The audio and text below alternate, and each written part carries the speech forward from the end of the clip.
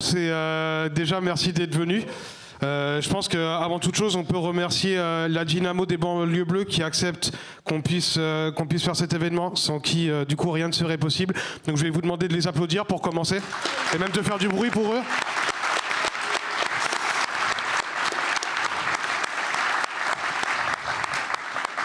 Donc, comme je vous l'ai dit, c'est un vrai plaisir de vous voir aussi nombreuses et nombreux aujourd'hui pour cet événement interorganisationnel qui intervient un peu dans la continuité du meeting post-électoral Que faire juste après les élections. On avait dressé un premier bilan de la séquence en s'accordant sur le fait qu'il faut et le besoin de la construction d'une force extra-parlementaire d'un côté, et de l'autre sur la nécessité de continuer à pousser la gauche sur une ligne de rupture, notamment concernant la question du racisme. Ce qui ressortait également, globalement, lors de cette première rencontre, c'est la nécessité de se doter d'une méthodologie pour faire face à l'extrême droite, notamment dans les milieux dits populaires. Bon, avec l'inflation, j'imagine que ça choque personne si je dis que ça concerne aussi une partie non négligeable de la classe, de ce qui est qualifié de classe moyenne, et plus particulièrement après l'inflation. Alors, les bourgs et les tours, c'est une image, c'est pas une réalité scientifique. Sachant qu'il existe des bourgs qui possèdent des tours et que les quartiers populaires, ce qu'on appelle les périphéries ou encore les zones rurales, ça reste des concepts vagues et pas des espaces monolithiques à proprement dit, comme d'ailleurs le démontre le résultat des dernières élections. On est rassemblés ensemble ce week-end pour réfléchir. On a conscience que ce ne sera pas forcément parfait, qu'il y a vraisemblablement des sujets manquants, notamment concernant la ruralité. Mais je pense qu'à la vue de la diversité des intervenantes et des intervenants qui ont accepté de venir, on peut quand même déjà espérer explorer certaines pistes de réflexion. Pour introduire ce week-end, la chose évidente à redire, c'est que la lutte contre le racisme au sens structurel du terme doit continuer à rester une priorité. Vous me direz, à juste titre, que c'est évidemment une question d'éthique et que c'est primordial pour les millions de personnes qui le subissent dans ce pays et ailleurs. Mais force est aussi de constater que, de toute façon, la stratégie du fâché n'est pas facho, c'est une impasse pour la gauche. Les études sur les intentions du vote RN prouvent qu'il ne s'agit généralement pas d'un simple vote de colère, mais bien d'une acceptation de ce qu'on peut appeler le pacte racial. Et dans tous les cas, on ne peut pas prétendre vouloir faire front commun en refusant d'aborder cette question ou en la qualifiant comme un truc, en la qualifiant vulgairement comme un truc purement clivant qui empêcherait les classes populaires de s'unir. Et nous savons pertinemment que d'éventuelles alliances ne peuvent pas se faire avec n'importe qui, n'importe comment, et surtout pas en faisant n'importe quoi. Ça demande donc des travaux d'études, du militantisme de terrain, et forcément de s'interroger sur les questions qui poussent à la fascisation dans ce pays, et d'analyser sa progression, notamment sur la question des affects. Pour finir, rappelons que parmi les soulèvements qui traversent régulièrement notre pays depuis la loi travail, les deux qui ont fait le plus trembler la France se sont fait incontestablement en dehors de la gauche, c'est-à-dire le mouvement des Gilets jaunes et des révoltes qui ont suivi la mort de Naël. La confrontation policière, c'est une évidence aussi que ça a politisé les Gilets jaunes, et force est de constater que l'extrême droite n'a pas réussi à imposer sa ligne. Et en dépit de bases matérielles qui sont assez différentes sur ces deux mouvements, on ne va pas nier que la gauche de rupture a quand même pris ses responsabilités en prenant le bon parti, mais que ce n'est pas suffisant, et que les quartiers populaires ne sont pas encore des acquis, d'un côté, et de l'autre que dans beaucoup de zones à faible densité, l'extrême droite continue de progresser de manière inexorable. Les espaces de rencontre possibles entre les classes populaires, ils existent, et ils peuvent se retrouver notamment sur la question de la mobilité, sur la question de l'isolement social, du travail, de l'accès aux services publics, et plus généralement de la précarité et la vie chère. Mais il y a d'autres réalités qui sont complètement différentes, et la question du racisme, ça demeure un truc qui est fondamental.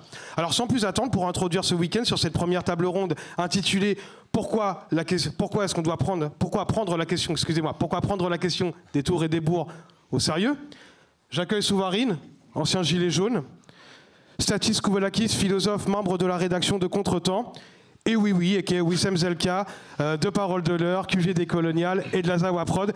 Bonne journée à toutes et à tous.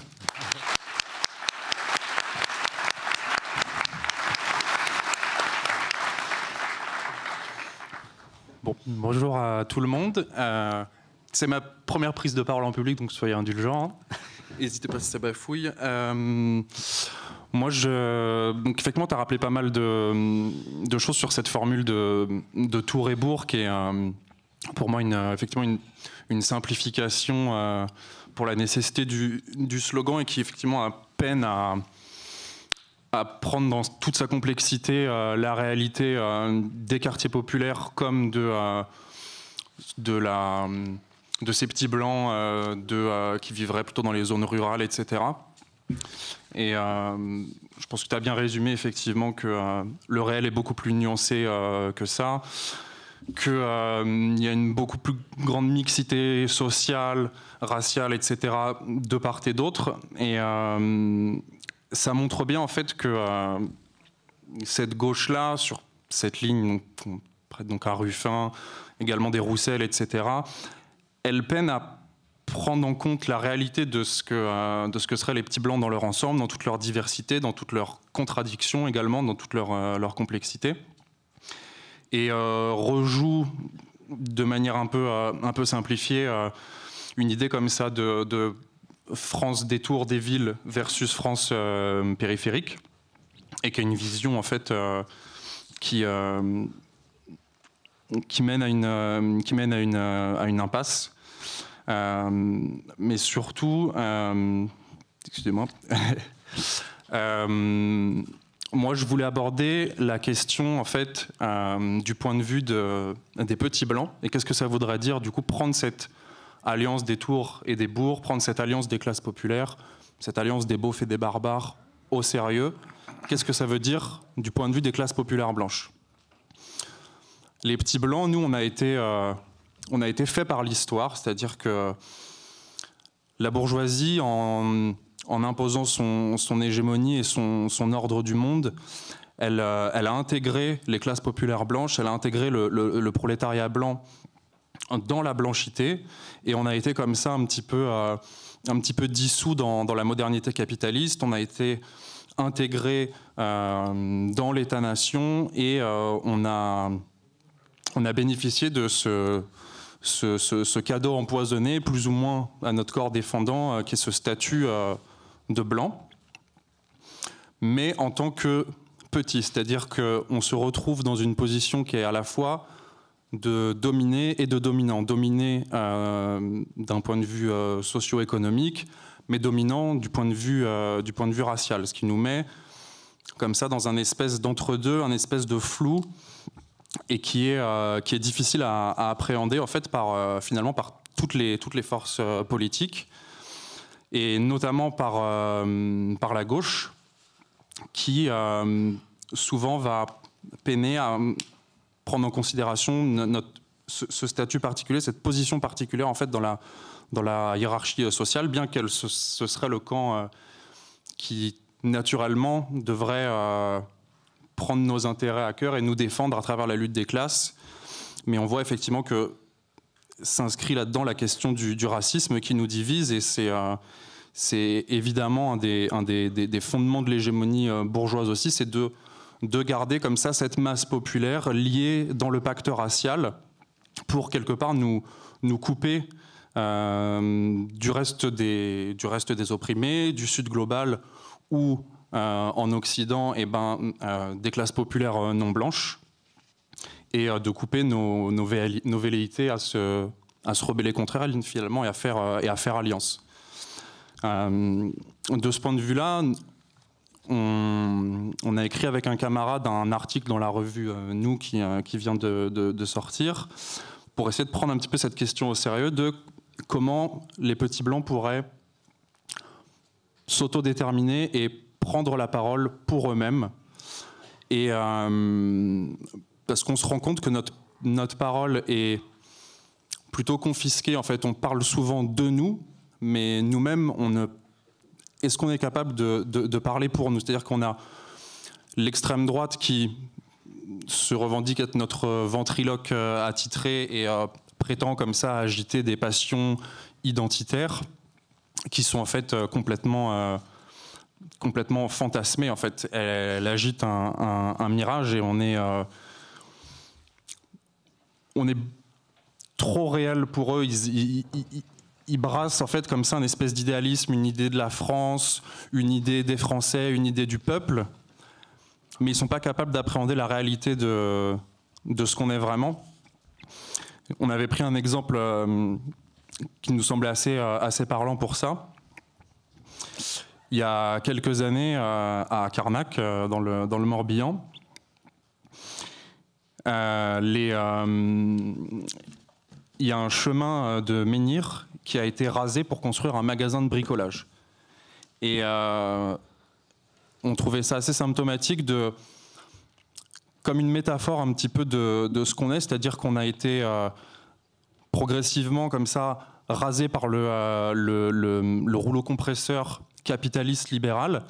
Et face à cet événement, quelques voix d'extrême droite s'étaient levées pour s'insurger, mais en convoquant une image fantasmée mythologique en fait, des grands alignements de Carnac, etc. Mais sauf qu'en fait, c'était pas de ça dont il s'agissait, c'était un pauvre chemin bordé de pierres finalement. Et nous, on se reconnaît là-dedans, c'est ça l'incarnation un petit peu de notre héritage, de notre manière d'être au monde, etc. Et toujours, l'extrême droite va essayer de nous douiller en fait, en essayant de nous assimiler à une vision comme ça, fantasmée, bourgeoise, qui répond pas du tout finalement à la réalité de nos affects et qui va essayer comme ça de prétendre s'opposer à cette modernité qui nous détruit, alors même qu'elle en est le fruit pourri elle-même.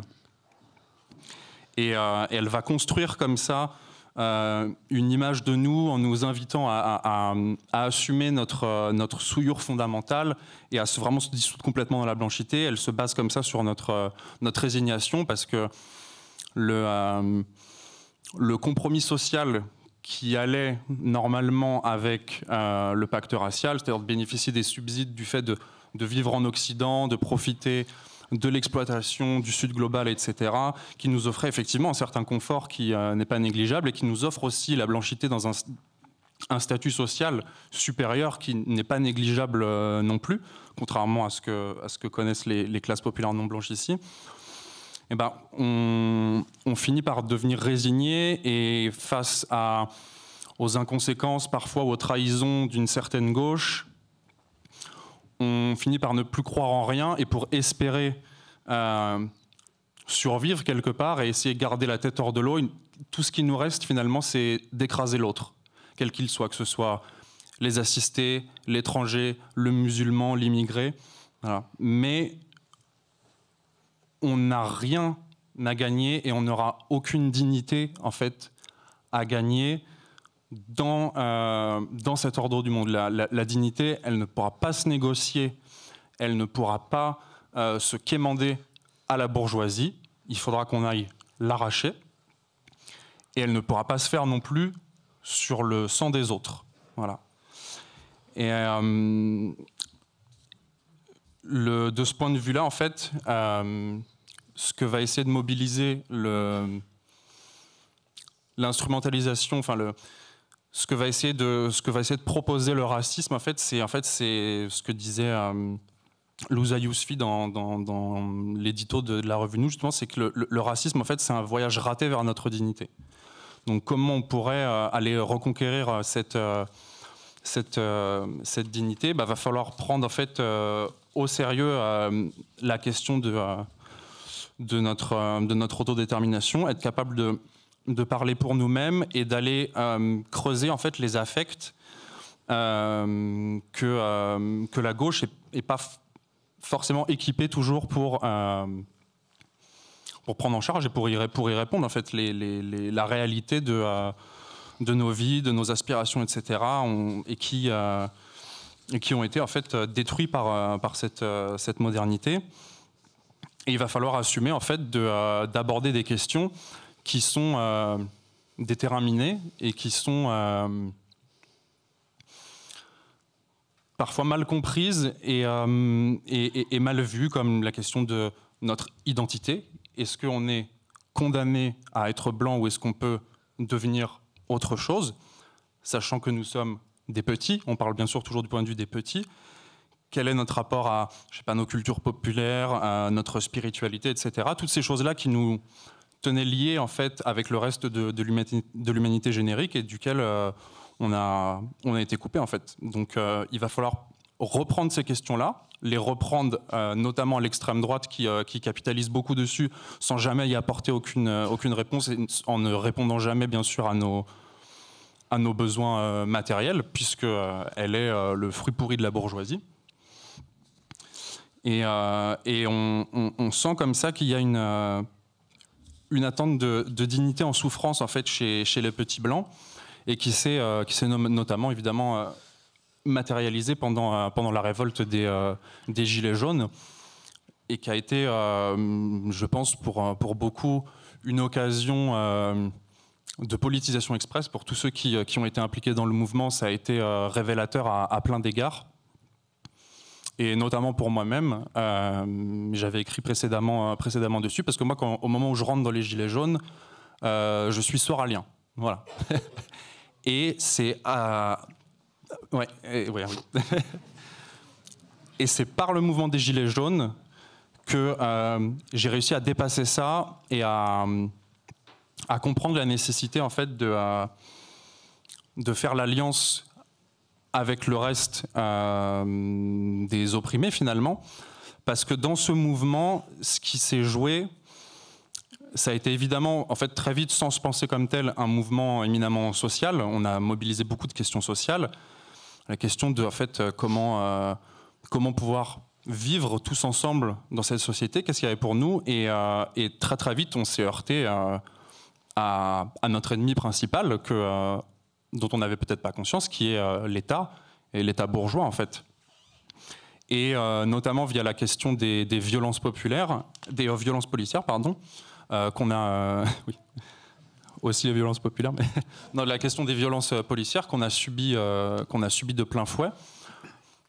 On s'est vu finalement en fraternité avec le reste des classes populaires, notamment avec les quartiers populaires qui subissaient ça de plein fouet, et dont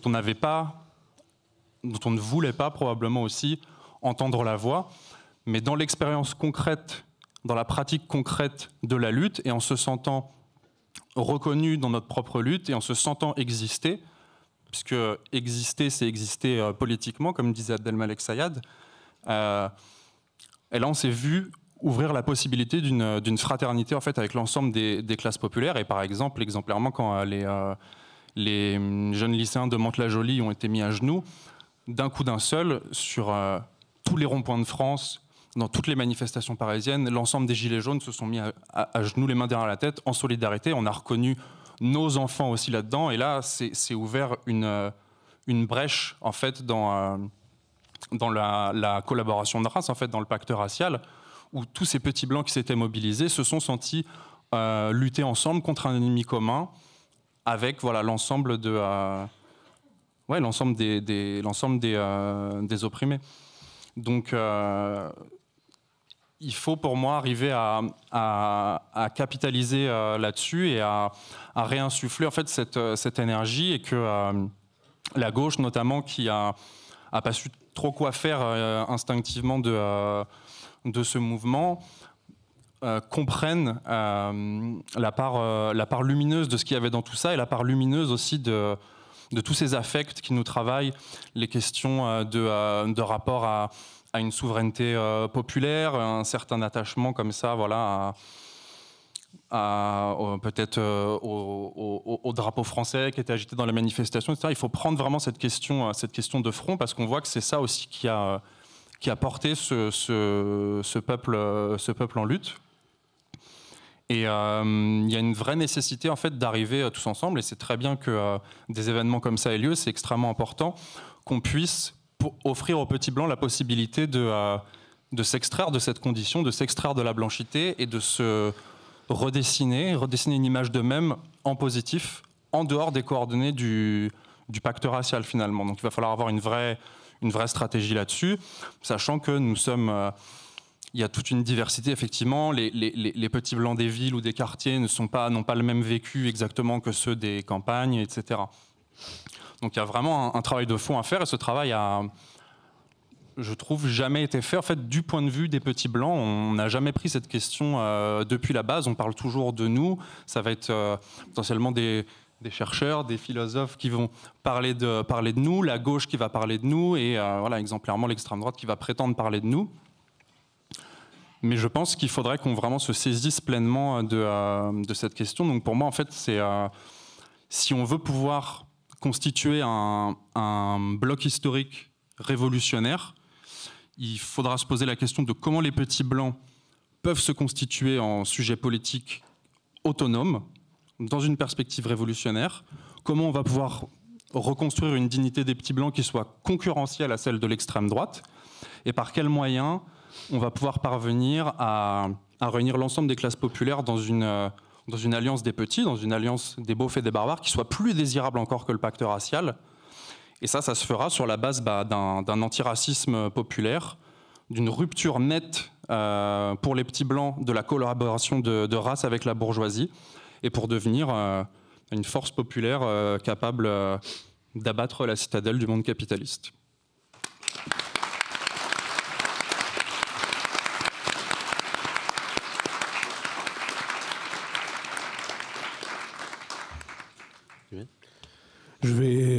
Merci Souvarine. Je vais maintenant donner la parole à Wissam. Bonjour à tous, je suis très heureux de participer à cet événement et aussi de participer à cette table, surtout parce que la question qui nous est posée, c'est en fait le sujet qui va nous occuper durant tout le week-end. L'idée, c'est de réfléchir à cette alliance des bourgs et des tours, et en fait de faire en sorte que ce ne soit plus un simple slogan, mais maintenant il s'agit d'essayer de lui donner la consistance à ce slogan, la consistance que l'on souhaite. Pour ma part, je vais en parler à partir de la perspective antiraciste et décoloniale. Alors je n'aurai pas de réponse toute faite, mais ça va être des pistes de réflexion et des remarques sur cette idée d'alliance des bourgs et des tours. Et ce qui me semble aussi important de préciser ici et maintenant, c'est que pour nous, l'antiracisme politique, cette question, elle n'est pas nouvelle, elle nous a animés dès le début, et même dès le début de l'antiracisme en général. Et en fait, avant d'aller plus loin sur le sujet, il faut qu'on se mette tous d'accord pour, si on veut entamer une discussion franche et sincère, sur la question que nous sommes en train de nous poser. L'alliance des bourgs et des tours, de quoi ça parle en réalité? Est-ce qu'on est vraiment en train de parler d'une stratégie purement territoriale dans laquelle nous nous inquiétons de l'alliance entre les habitants des bourgs, c'est-à-dire des zones rurales, et les habitants des tours, c'est-à-dire ceux des quartiers populaires et plus largement ceux des villes? Oui et non. Ou plutôt oui, mais pas que. Dans le slogan « Les bourgs et les tours », il y a effectivement la question territoriale qui nous intéresse, mais on pourrait dire qu'elle est un peu secondaire. Disons-le franchement, la question qui est portée en sous-texte avec ce slogan est, au fond, l'alliance des blancs et des non-blancs, des beaufs et des barbares, pour reprendre l'expression de Houria Boutelja. Car maintenant, dans l'imaginaire de chacun, quand on pense aux habitants des bourgs, on pense à des blancs. Et quand on pense aux habitants des tours, on pense immédiatement aux non-blancs, en particulier aux Noirs et aux Arabes, ainsi qu'aux musulmans. Ceux qui sont présentés comme les ennemis intérieurs de la République. C'est pas pour rien d'ailleurs qu'on parle de territoire perdu de la République quand on parle d'eux.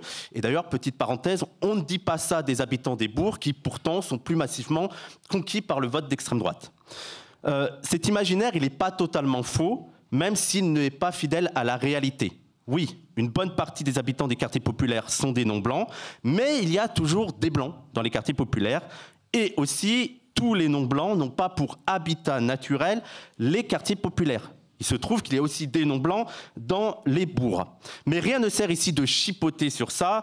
Nous savons depuis un moment que le discours en fait, sur les quartiers populaires que l'on oppose au monde rural et que l'on entend dans la sphère médiatico-politique est en réalité un euphémisme pour parler, un euphémisme dans l'ensemble du champ politique, même à gauche, pour parler de la question raciale sans l'aborder frontalement. L'autre réalité derrière ce slogan, c'est que, effectivement, le Rassemblement national fait ses plus gros scores, en tout cas ses scores plus importants que ceux de la France insoumise ou de la gauche, dans les villes de moins de 200 000 habitants, et plus encore dans les communes isolées. Alors que dans les grandes villes, et encore plus dans les quartiers populaires, c'est la France insoumise qui s'impose face au RN. Bien sûr, on peut expliquer ces résultats pas seulement par la race, les raisons sont multifactorielles, mais ce qui nous intéresse ici, je vais me concentrer sur la question raciale. Face à ce constat électoral, la question de l'alliance des bourgs et des tours, du point de vue de la gauche, prend une autre tournure, ou plutôt oriente déjà la manière d'aborder la question et de proposer des réponses. Les Tours, les habitants des villes et encore plus les habitants des quartiers populaires votent déjà massivement pour la gauche. Donc, les Tours ont l'air acquises. Et donc, bien souvent, pour la gauche, la question n'est pas à proprement parler de discuter de l'alliance des bourgs et des Tours, mais plutôt de comment convaincre les bourgs, donc en fait les blancs, les petits blancs, de voter à gauche, parce que ce sont les plus récalcitrants. C'est ici qu'on voit poindre plusieurs dangers dans lesquels les lignes ruffinistes et roussellistes tombent, mais pas seulement. Le premier danger à souligner, avant d'arriver à ce qui concerne davantage les ruffinistes et les roussellistes, peut être aussi porté par les LFistes. Ce danger est de partir du principe que le vote des Tours, et donc le vote des non-blancs, des Noirs et des Arabes, des quartiers d'immigration, des musulmans, etc., est acquis. Bien sûr, il faut encore saluer ici les positions courageuses prises par l'AFI sur des questions cruciales comme les violences policières, l'islamophobie ou même la Palestine, même si je pense encore que des questions comme la Palestine sont normalement des questions altermondialistes qui peuvent mobiliser fortement les Blancs, mais saluons quand même ces positions. Toutefois, ces grands discours risquent de ne pas suffire. Il faut... alors, excusez-moi... Oui, il faut continuer les efforts et ne pas croire que les non-blancs sont acquis. Mais surtout, il faut réfléchir d'ores et déjà à la manière de mener un travail de terrain sur les territoires des quartiers populaires, avec comme grand défi de ne pas tomber dans le clientélisme ou alors un autre danger qui est spécifique à la gauche, car elle a du mal à voir émerger des organisations autonomes dans les quartiers populaires, étouffer les acteurs de terrain. Des acteurs de terrain qui connaissent bien mieux les problématiques des habitants de ces terrains.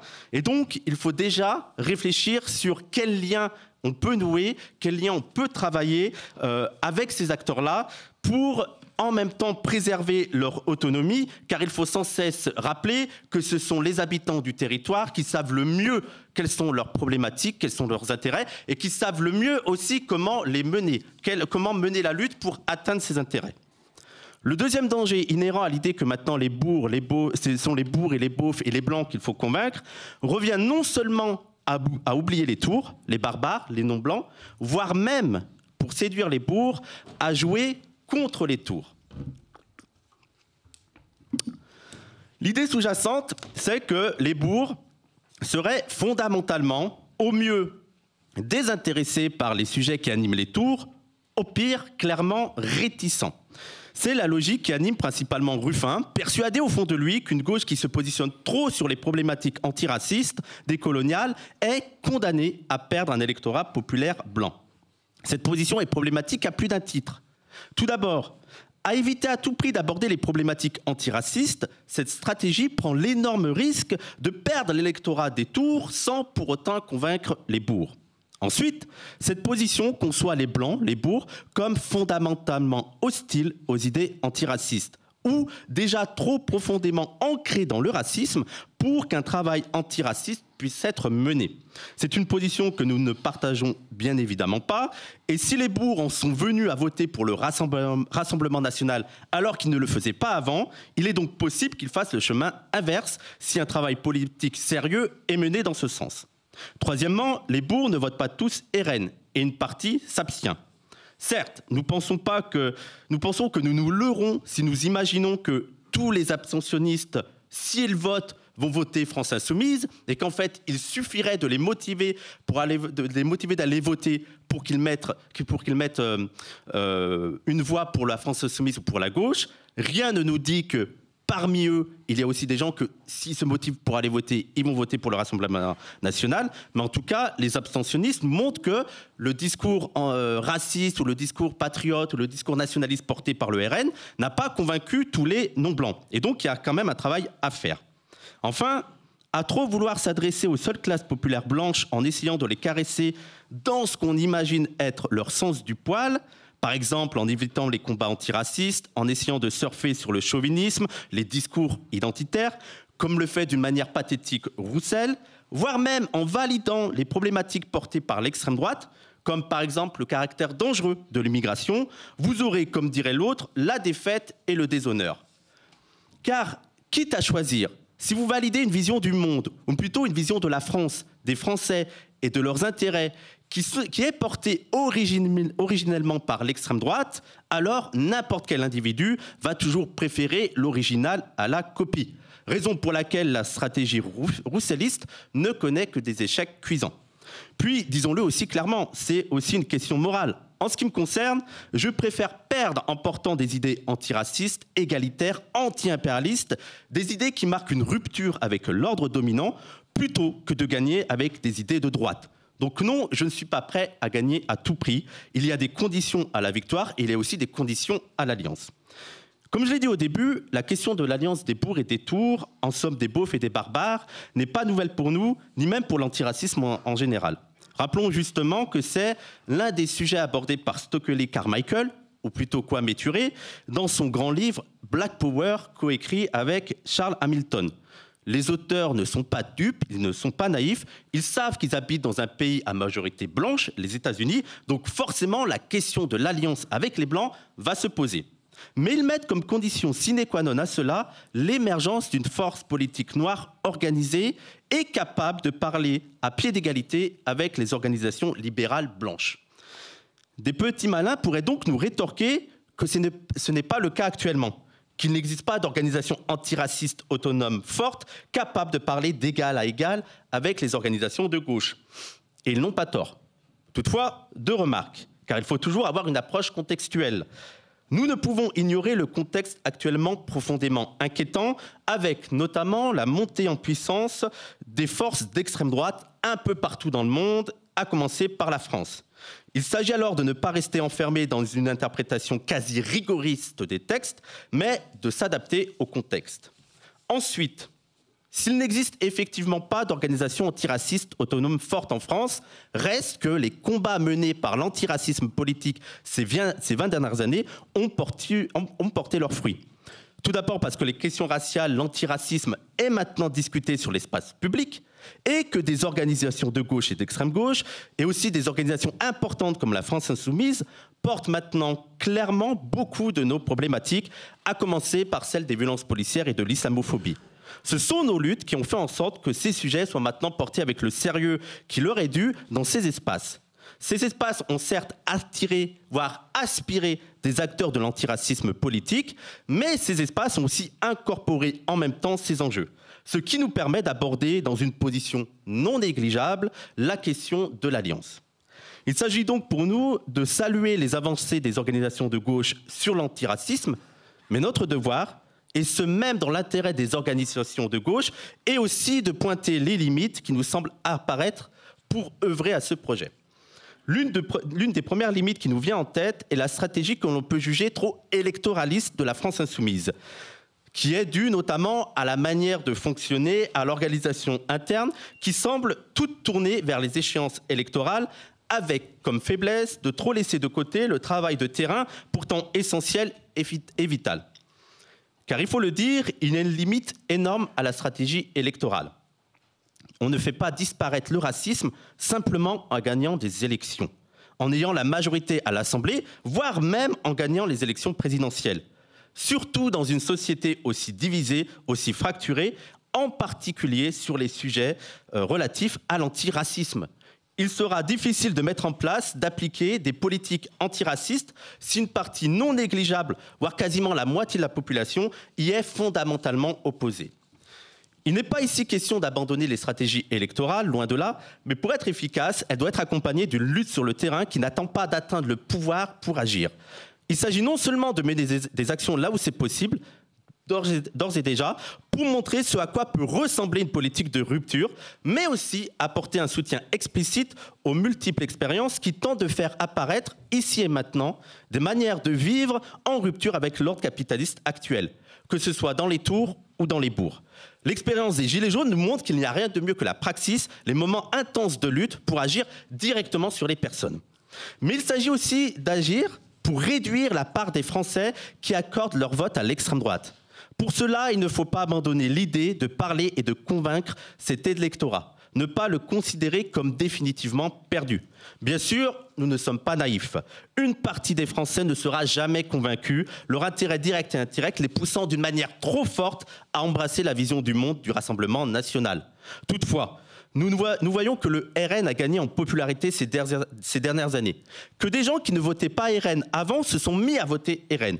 Et comme déjà dit plus haut, il est donc possible de leur faire emprunter un autre chemin. Mais pour cela, il ne faut céder ni au populisme ni au misérabilisme.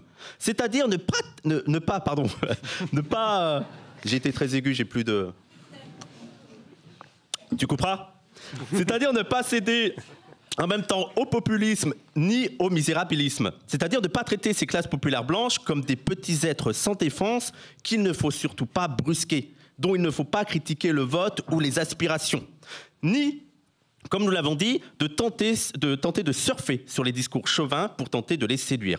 Il faut essayer de parler à leurs affects, mais de leur parler aussi franchement. Tenter de faire naître une dignité des classes populaires qui ne sombre pas dans un discours nationaliste, mais qui, au contraire, embrasse une vision du monde réellement révolutionnaire. C'est une tâche difficile et on est là ensemble réunis pour y réfléchir, mais je pense qu'il existe déjà des figures françaises qui ont adopté ce chemin. De Louise Michel à René Vauthier, en passant par Jean Genet. Peut-être peuvent-elles servir de figure. Et pourquoi ne pas rêver que ces petits blancs, ces blancs de classe populaire, s'approprient et font siennes des figures révolutionnaires comme Toussaint Louverture, Fanon, Ho Chi Minh. C'est-à-dire des figures qui se sont opposées frontalement, violemment à une France. Mais à une France raciste, esclavagiste et colonialiste. Cela ne mérite-t-il pas d'être érigé comme des symboles, des modèles pour tous et pour tous ceux qui rêvent d'un monde plus juste et plus égalitaire? Merci.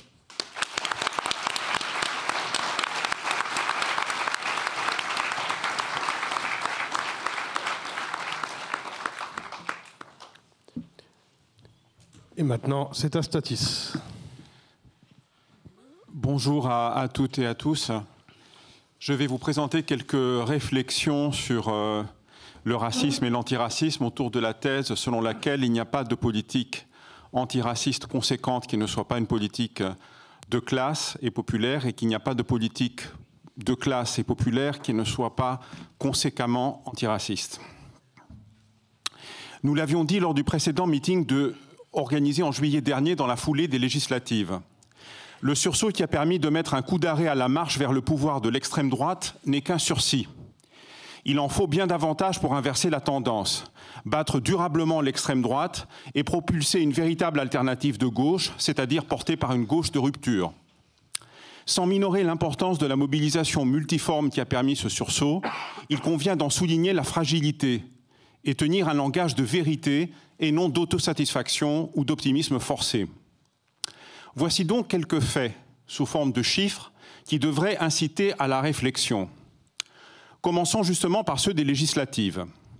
Il est vrai que, démentant tous les sondages, le NFP est arrivé en tête du second tour en termes de sièges, et le RN en 3e position seulement. Mais il n'en reste pas moins qu'en termes de suffrages, le RN se place nettement en tête, aussi bien au premier qu'au second tour, avec respectivement 1 et 3 millions de voix de plus que le total de la gauche. Cette avance inverse l'ordre d'arrivée des précédents scrutins nationaux. En 2022, la gauche avait en effet nettement devancé l'extrême droite aux 2 tours des élections législatives et fait jeu égal avec elle au premier tour de la présidentielle. Pour le dire autrement, la dynamique sur le plan électoral est aujourd'hui du côté de l'extrême droite. Celle-ci progresse à chaque scrutin et franchit désormais nettement la barre des 30%, tandis que la gauche stagne autour d'un petit tiers des voix.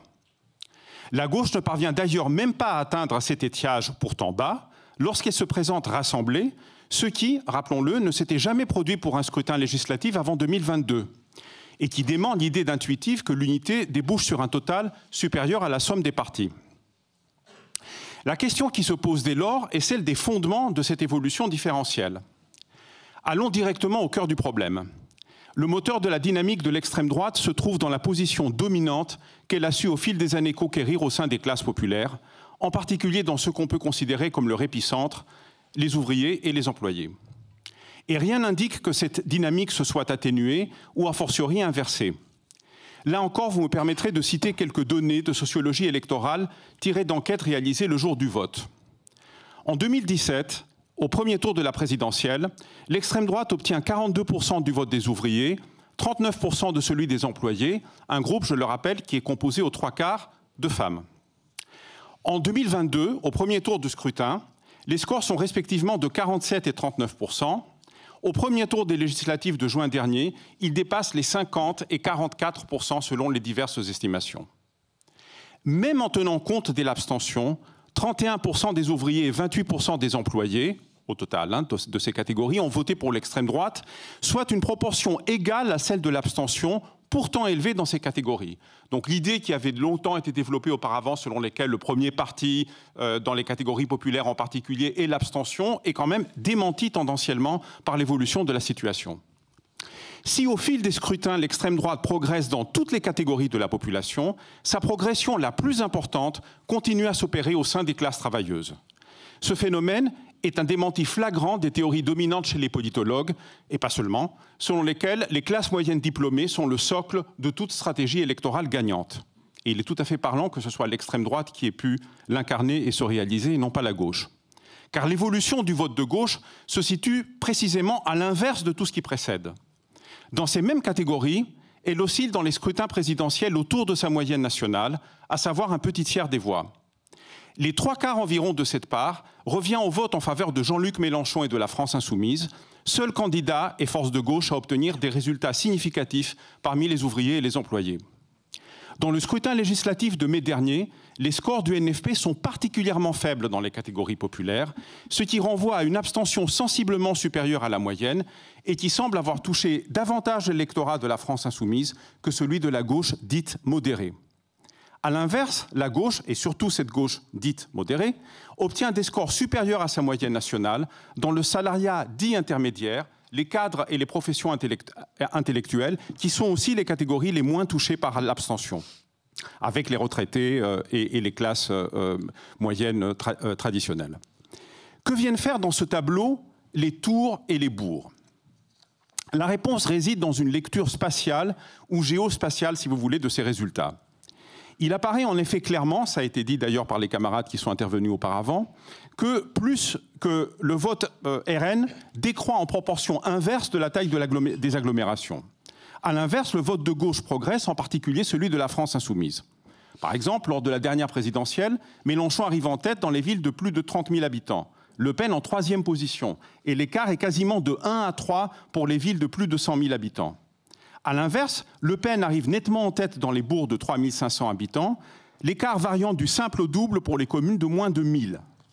Plus préoccupant encore, dans ces petites communes, le score de Mélenchon est en recul par rapport à 2017, alors qu'au niveau national, il progresse de plus de 2 points. Lors des dernières législatives, le RN devance de nouveau nettement la gauche dans les agglomérations de moins de 50 000 habitants, l'écart s'approchant du simple au double pour celles de moins de 10 000. De là vient naturellement l'image des tours et des bourgs, avec sa part de vérité, mais aussi d'illusion. Car ce qui apparaît comme une question territoriale renvoie en fait à une double fracture. Tout d'abord, une fracture de classe.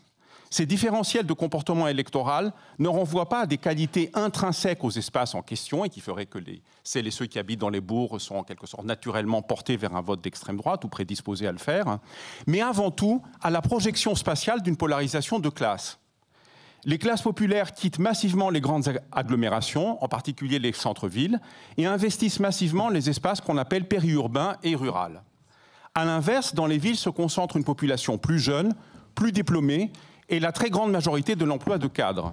Dit autrement, le différentiel s'explique avant tout par la différence de composition sociale entre ces espaces.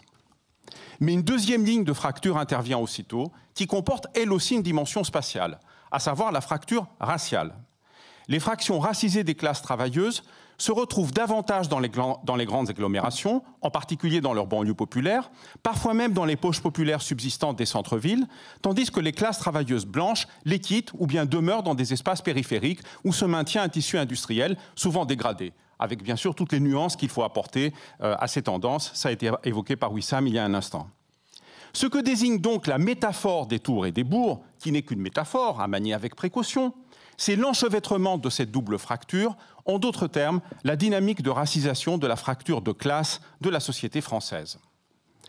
Or, qui dit racisation dit racisme, car c'est bien le racisme qui produit les classes et non l'inverse. Aussi bien l'expérience ordinaire de la réalité sociale que le travail militant et les multiples travaux sociologiques nous informent que le racisme est au cœur de l'adhésion croissante à l'extrême droite, une force politique dont l'idéologie a toujours été tout entière structurée par le racisme.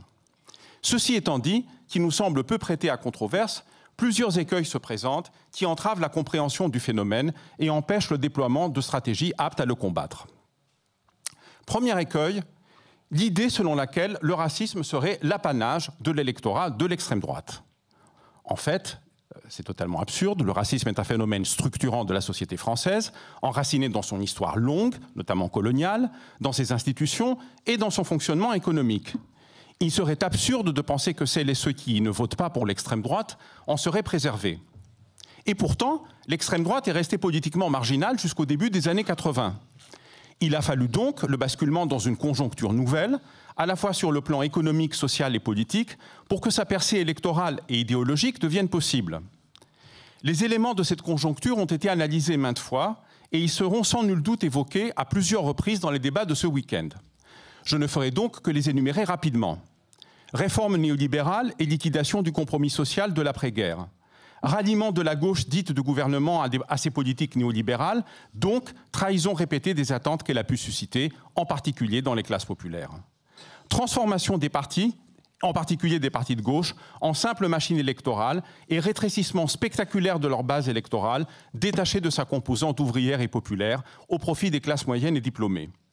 Affaiblissement dramatique du tissu syndical, associatif, culturel, qui, malgré ses lacunes et ses biais, notamment raciaux, a assuré pendant plus d'un siècle la présence concrète de la gauche dans le quotidien des classes populaires et permis de déjouer au moins partiellement leur fracturation. Renforcement de cette exclusion du champ politique par la dépossession démocratique impulsée par la mondialisation du capitalisme néolibéral, mondialisation orchestrée en France et dans cette région du monde par l'Union européenne. En parallèle, ralliement de la gauche et de la droite de gouvernement au consensus raciste, fait de discours et de politiques anti-immigration, islamophobes et de plus en plus axés sur la répression.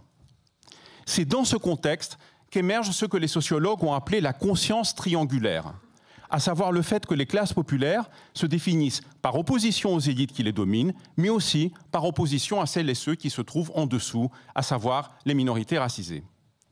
Celles-ci leur apparaissent comme d'autant plus menaçantes qu'elles représentent à la fois une forme de déchéance contre laquelle il s'agit de se défendre, par la revendication de blanchité et de francité, mais aussi un concurrent.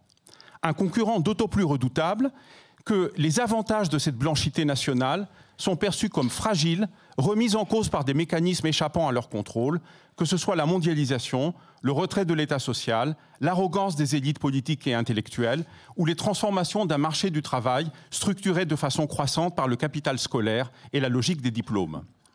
C'est dans cette conscience triangulaire que réside la mentalité de ce qu'on appelle parfois le petit blanc, pour désigner le racisme ordinaire des classes populaires blanches, ou en tout cas d'une grande partie d'entre elles, avec le risque d'énonciation à partir d'une position de surplomb que comporte à mon sens ce vocable et qui ne peut que reconduire le problème qu'il est censé mettre à distance.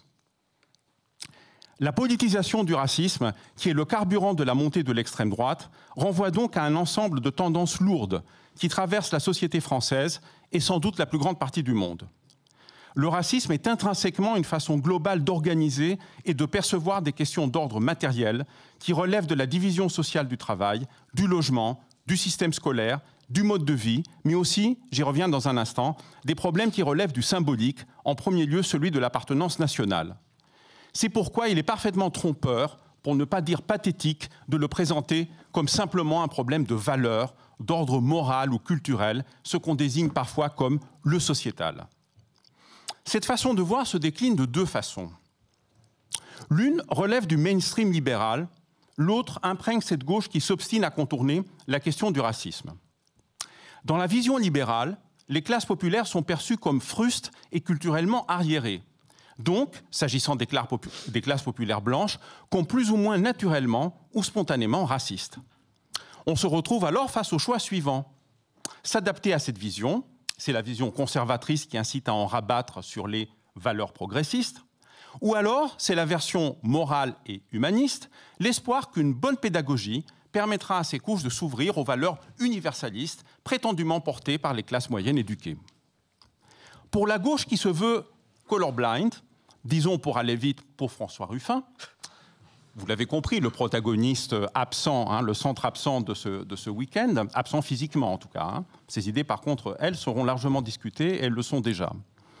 Pour cette gauche, donc, le racisme n'est qu'une fausse conscience, un voile d'illusion appelé à se dissoudre dès lors que les vrais problèmes d'ordre socio-économique sont mis en avant, moyennant un discours adéquat et bien calibré.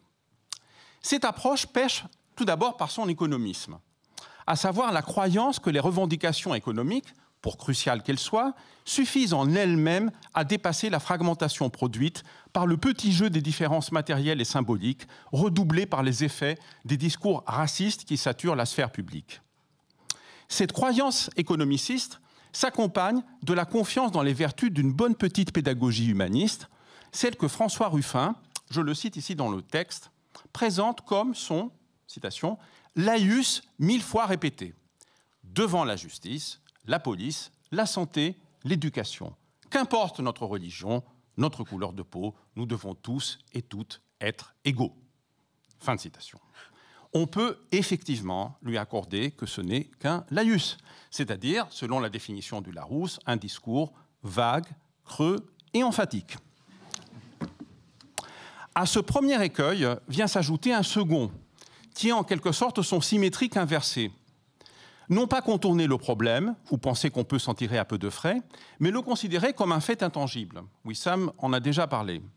Donc faire une croix sur les secteurs populaires qui sont tombés dans l'orbite de l'extrême droite, en les considérant comme irrécupérables, car racistes. Le combat antiraciste se ramène ainsi à une dénonciation permanente des racistes, qui votent mal et grossissent les rangs de l'électorat de l'extrême droite. Alors qu'elle en perçoit la fonction sociale et politique, cette conception du racisme aboutit paradoxalement à une attitude moralisatrice semblable à celle de la vision libérale. L'issue résiderait-elle alors dans un secteur de la société qui serait plus ou moins préservé de la contamination par le racisme et qu'il faudrait chercher parmi les abstentionnistes? Mais les abstentionnistes ne sont pas un groupe nettement séparé du corps des votants. L'abstentionnisme en France et dans les pays européens d'une façon générale, contrairement aux États-Unis, n'est pas une sécession définitive de la participation électorale, mais le résultat d'une participation intermittente et bien sûr inégale selon l'âge et les catégories sociales. Sa progression est un élément central de l'exclusion politique des classes populaires qui caractérise l'ère libérale à l'échelle internationale. Ce n'est pas seulement une tendance qu'on observe en France, loin de là. Il va donc de soi que l'élargissement de la base de la gauche, et tout particulièrement de la gauche de rupture, passe par une mobilisation accrue de la jeunesse et des classes populaires, racisées ou non. Mais l'abstentionnisme est aussi un agrégat hétérogène, tant socialement que sur le plan idéologique. Le RN s'est également révélé capable d'épuiser des forces, d'autant que sa position dominante parmi les classes populaires, combinée à son absence de toute expérience de pouvoir, en fait le réceptacle privilégié d'un vote de défiance. La conclusion qui me semble s'imposer est qu'au vu de l'état des rapports de force actuels, la gauche ne peut retrouver une dynamique majoritaire, donc une possibilité de victoire, sans gagner une partie substantielle des classes populaires blanches actuellement sous l'emprise de l'extrême droite. C'est pas fini. C'est pas fini. Ce n'est pas fini, je vous demande un peu de patience. C'est la moitié. Non, c'est plus que la moitié. Comment donc saper la base populaire du bloc d'extrême droite et unifier les classes populaires? Telle est la question stratégique que nous devons affronter de toute urgence. Une autre réponse se présente ici, dont il sera certainement beaucoup question au cours des débats qui suivront ce week-end, elle a d'ailleurs déjà été abordée, c'est celle qui passe par les affects, ressort indispensable de la constitution de tout groupe. Son point fort est qu'elle place la focale sur le facteur subjectif. Il est en effet certain que les sujets racistes sont d'abord soudés par l'affect. Ils partagent des stéréotypes qui les constituent en communauté et produisent en miroir la communauté de leur cible. Pourtant, s'il constitue un puissant ciment, l'affect ne suffit pas en lui-même à constituer un groupe. Les affects n'existent pas à l'état pur, dans une sorte de communion intersubjective, sans autre condition que leur propre circulation. Les affects durables et partageables sont structurés par un ensemble de représentations et de discours. Disons pour faire vite qu'ils s'encastrent dans une idéologie. Et pour agir à une échelle de masse, une idéologie doit communiquer avec des expériences réelles, c'est-à-dire avec les intérêts matériels des groupes sociaux antagonistes. L'affect raciste a donc besoin d'une grille d'interprétation de la réalité qui comporte plusieurs niveaux d'élaboration, qui vont du langage ordinaire et de ses clichés jusqu'à des visions d'ensemble systématisées qui vont même jusqu'à se présenter comme une connaissance savante de la réalité. Dans une configuration aujourd'hui partiellement refoulée, les discours racistes s'adossaient à la pseudo-science coloniale fondée sur l'idée d'une hiérarchie naturelle des races. Aujourd'hui, ils relèvent davantage d'un essentialisme culturaliste et d'une sociologie de bazar. Leur objectif est de démontrer le lien entre immigration, chômage et délinquance, ou l'incompatibilité entre l'islam et la République, ou encore l'existence d'un grand remplacement, opérant ainsi un retour explicite au bon vieux racisme biologique qui, de toute façon, n'a jamais été bien loin. Je vais maintenant au plus pressé. La médiation idéologique fondamentale du discours raciste est celle de la nation. Les groupes racisés ne sont pas tant perçus comme des étrangers, des éléments exogènes, extérieurs à la société, mais bien davantage comme des étrangers de l'intérieur, c'est-à-dire comme des faux nationaux, des nationaux toujours et irrémédiablement en manque de véritable essence nationale. Être racisé en France aujourd'hui, c'est avant tout subir un déni de francité, pour reprendre l'expression de Patrick Simon et de Vincent Tibéri. C'est pourquoi, du reste, l'islamophobie est le nom actuellement dominant du racisme, même si l'islam ne renvoie pas en tant que tel à une race. Il en est d'ailleurs de même du terme d'immigré. Le fantasme raciste consiste alors à restituer l'intégrité supposée perdue ou menacée de la nation en la débarrassant d'une façon ou d'une autre de cet élément dissolvant. Le conflit de classe est ainsi déplacé en conflit racial, toujours présenté comme une forme de purification nationale. Mais aussi désirable et radicale qu'elle puisse paraître, l'exclusion des indésirables, des ennemis de l'intérieur, ne suffit pas. Elle demande à être complétée par des mesures d'inclusion à destination des bons nationaux, ou du moins par la promesse de telles mesures. À défaut de résoudre le chômage et la misère par l'économie de guerre et l'expansion territoriale, à l'instar du fascisme des années 30, l'extrême droite actuelle promet du protectionnisme et une forme de redistribution interne aux classes populaires, consistant à déshabiller les uns pour, soi-disant, mieux vêtir les autres. Certes, ce programme social est vague et criblé de contradictions. Il n'en constitue pas moins un ingrédient constitutif du projet d'ensemble, car indispensable au maintien de la base populaire de l'extrême droite, comme on le voit par exemple par le fait que le RN continue de défendre, au moins formellement, l'abrogation de la réforme des retraites, la baisse de certaines taxes frappant la consommation populaire et même, malgré son aversion des fonctionnaires, certains services publics. Plutôt que de se livrer à des diatribes morales qui ne font que conforter son image de donneuse de leçons, la gauche ferait donc bien mieux de déconstruire systématiquement ce programme social et de montrer en quoi les classes populaires blanches n'ont rien de substantiel à gagner de son application. En d'autres termes, que les avantages symboliques et les micro-privilèges matériels de la blanchité sont dérisoires comparés aux ravages d'un cadre néolibéral que l'extrême droite ne ferait que radicaliser si elle parvenait au pouvoir, notamment en écrasant toute contestation. Si elle n'est pas suffisante en elle-même, cette partie de la démonstration me semble essentielle. On ne gagnera jamais une partie quelconque des classes populaires, durement frappées par des décennies de saccage social, et tout particulièrement les classes travailleuses blanches, si on ne les convainc pas qu'elles ont quelque chose à gagner matériellement en se tournant vers la gauche.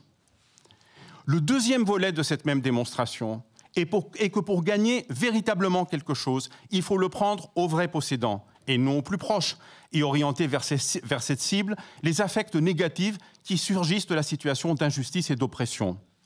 On ne peut donc séparer, même à ce niveau, l'économique de l'idéologique, l'affect de l'intérêt matériel. Et l'efficacité de ces démonstrations d'ensemble dépend largement de sa possibilité d'être portée sur le terrain par un travail d'enracinement militant et de reconstitution d'un maillage de proximité aujourd'hui déficient. Je crois que Wissam l'a souligné avec une très grande force et une très grande clarté. Mais cela n'est qu'une partie de la réponse. L'autre partie se joue sur le terrain qui est en apparence celui de l'extrême droite et plus généralement des forces conservatrices et réactionnaires, à savoir le terrain de la nation. La thèse que je soutiens ici est la suivante. Oui, La nation est l'opérateur nécessaire du racisme, la manière dont le conflit de classe est neutralisé ou rendu invisible.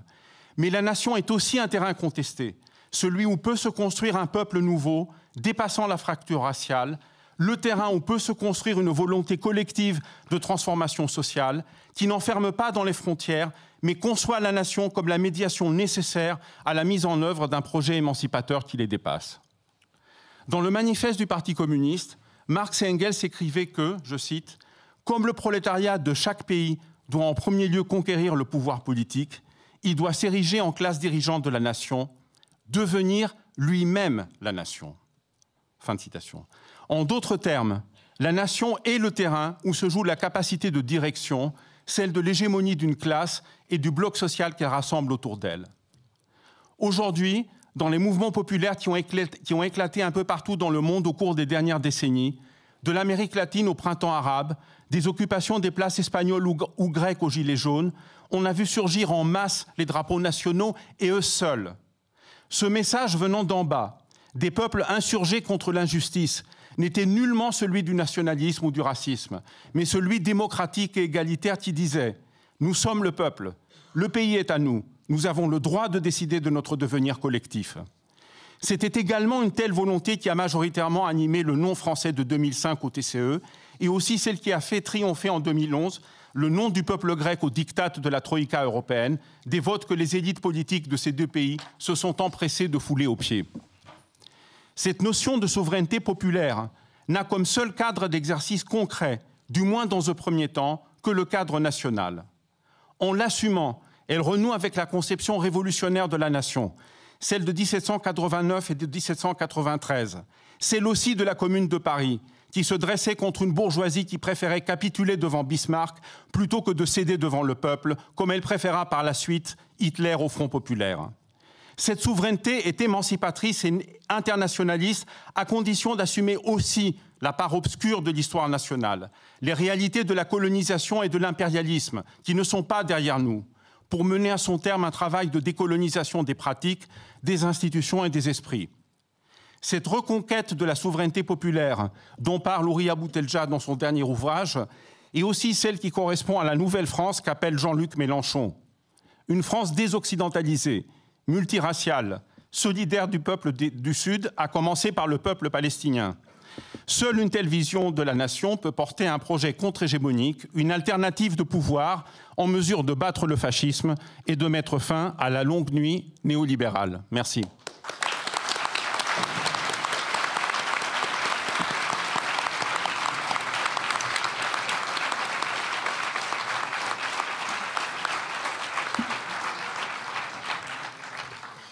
Merci, merci Statis.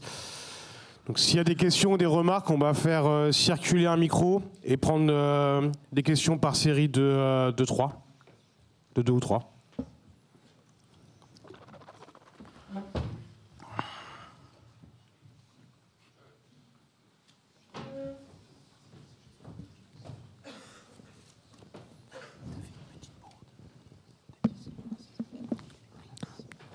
Vous êtes timide. Ah.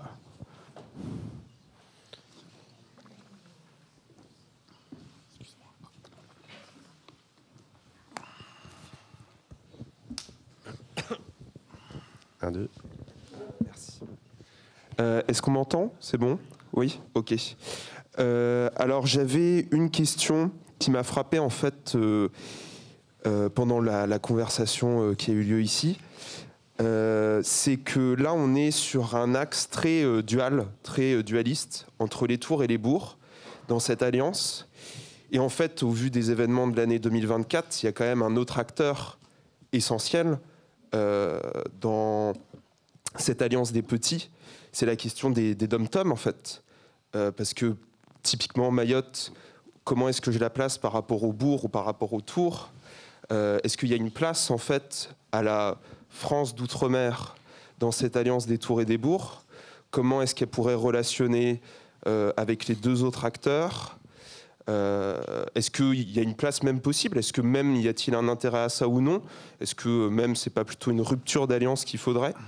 Voilà, c'était la question qui m'a frappé là, pendant la conversation. Je ne sais pas si c'est dans le sujet ou non, ou si ça s'éloigne un peu, peut-être. Mais peut-être que ça pourrait ouvrir à une réflexion qui pourrait nous ramener aussi à comment, peut-être par un troisième acteur, on peut réunir les deux premiers. Voilà.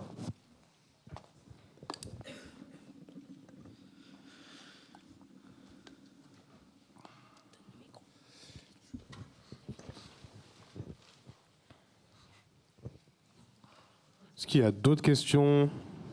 Ouais.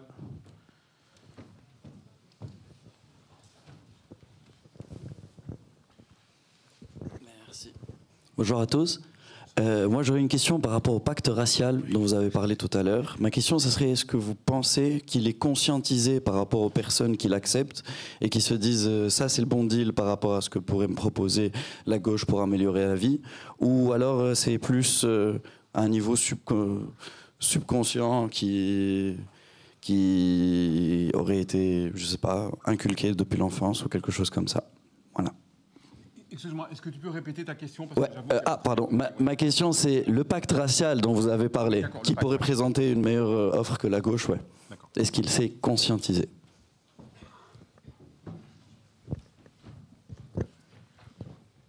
Moi, je pense que j'ai une question et une remarque, si je peux me permettre. J'aime beaucoup l'idée de Wissam de revaloriser des figures, par exemple Toussaint Louverture, et on voit que ça s'est déjà produit dans le passé.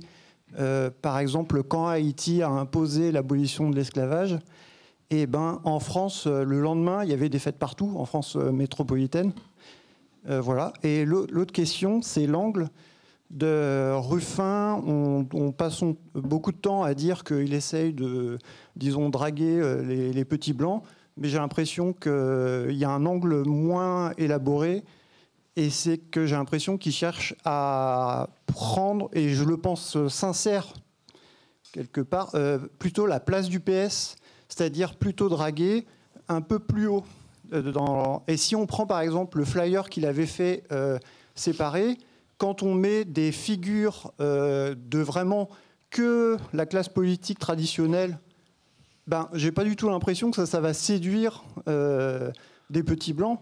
Mais par contre, ça va séduire quelque chose plus proche de la petite bourgeoisie. Et donc, je me demandais ce que vous pensiez de cette espèce de positionnement de Ruffin, que je pense sincère, pour ne pas laisser la place au PS, quelque chose comme ça. Comme s'il voulait prendre cette espèce de place pour que la gauche de rupture se reparte pas, alors que là, la France Insoumise, elle a offert un cadeau, la renaissance du PS, quelque part.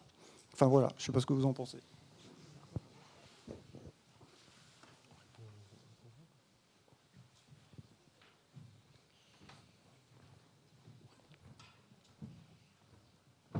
Tu veux répondre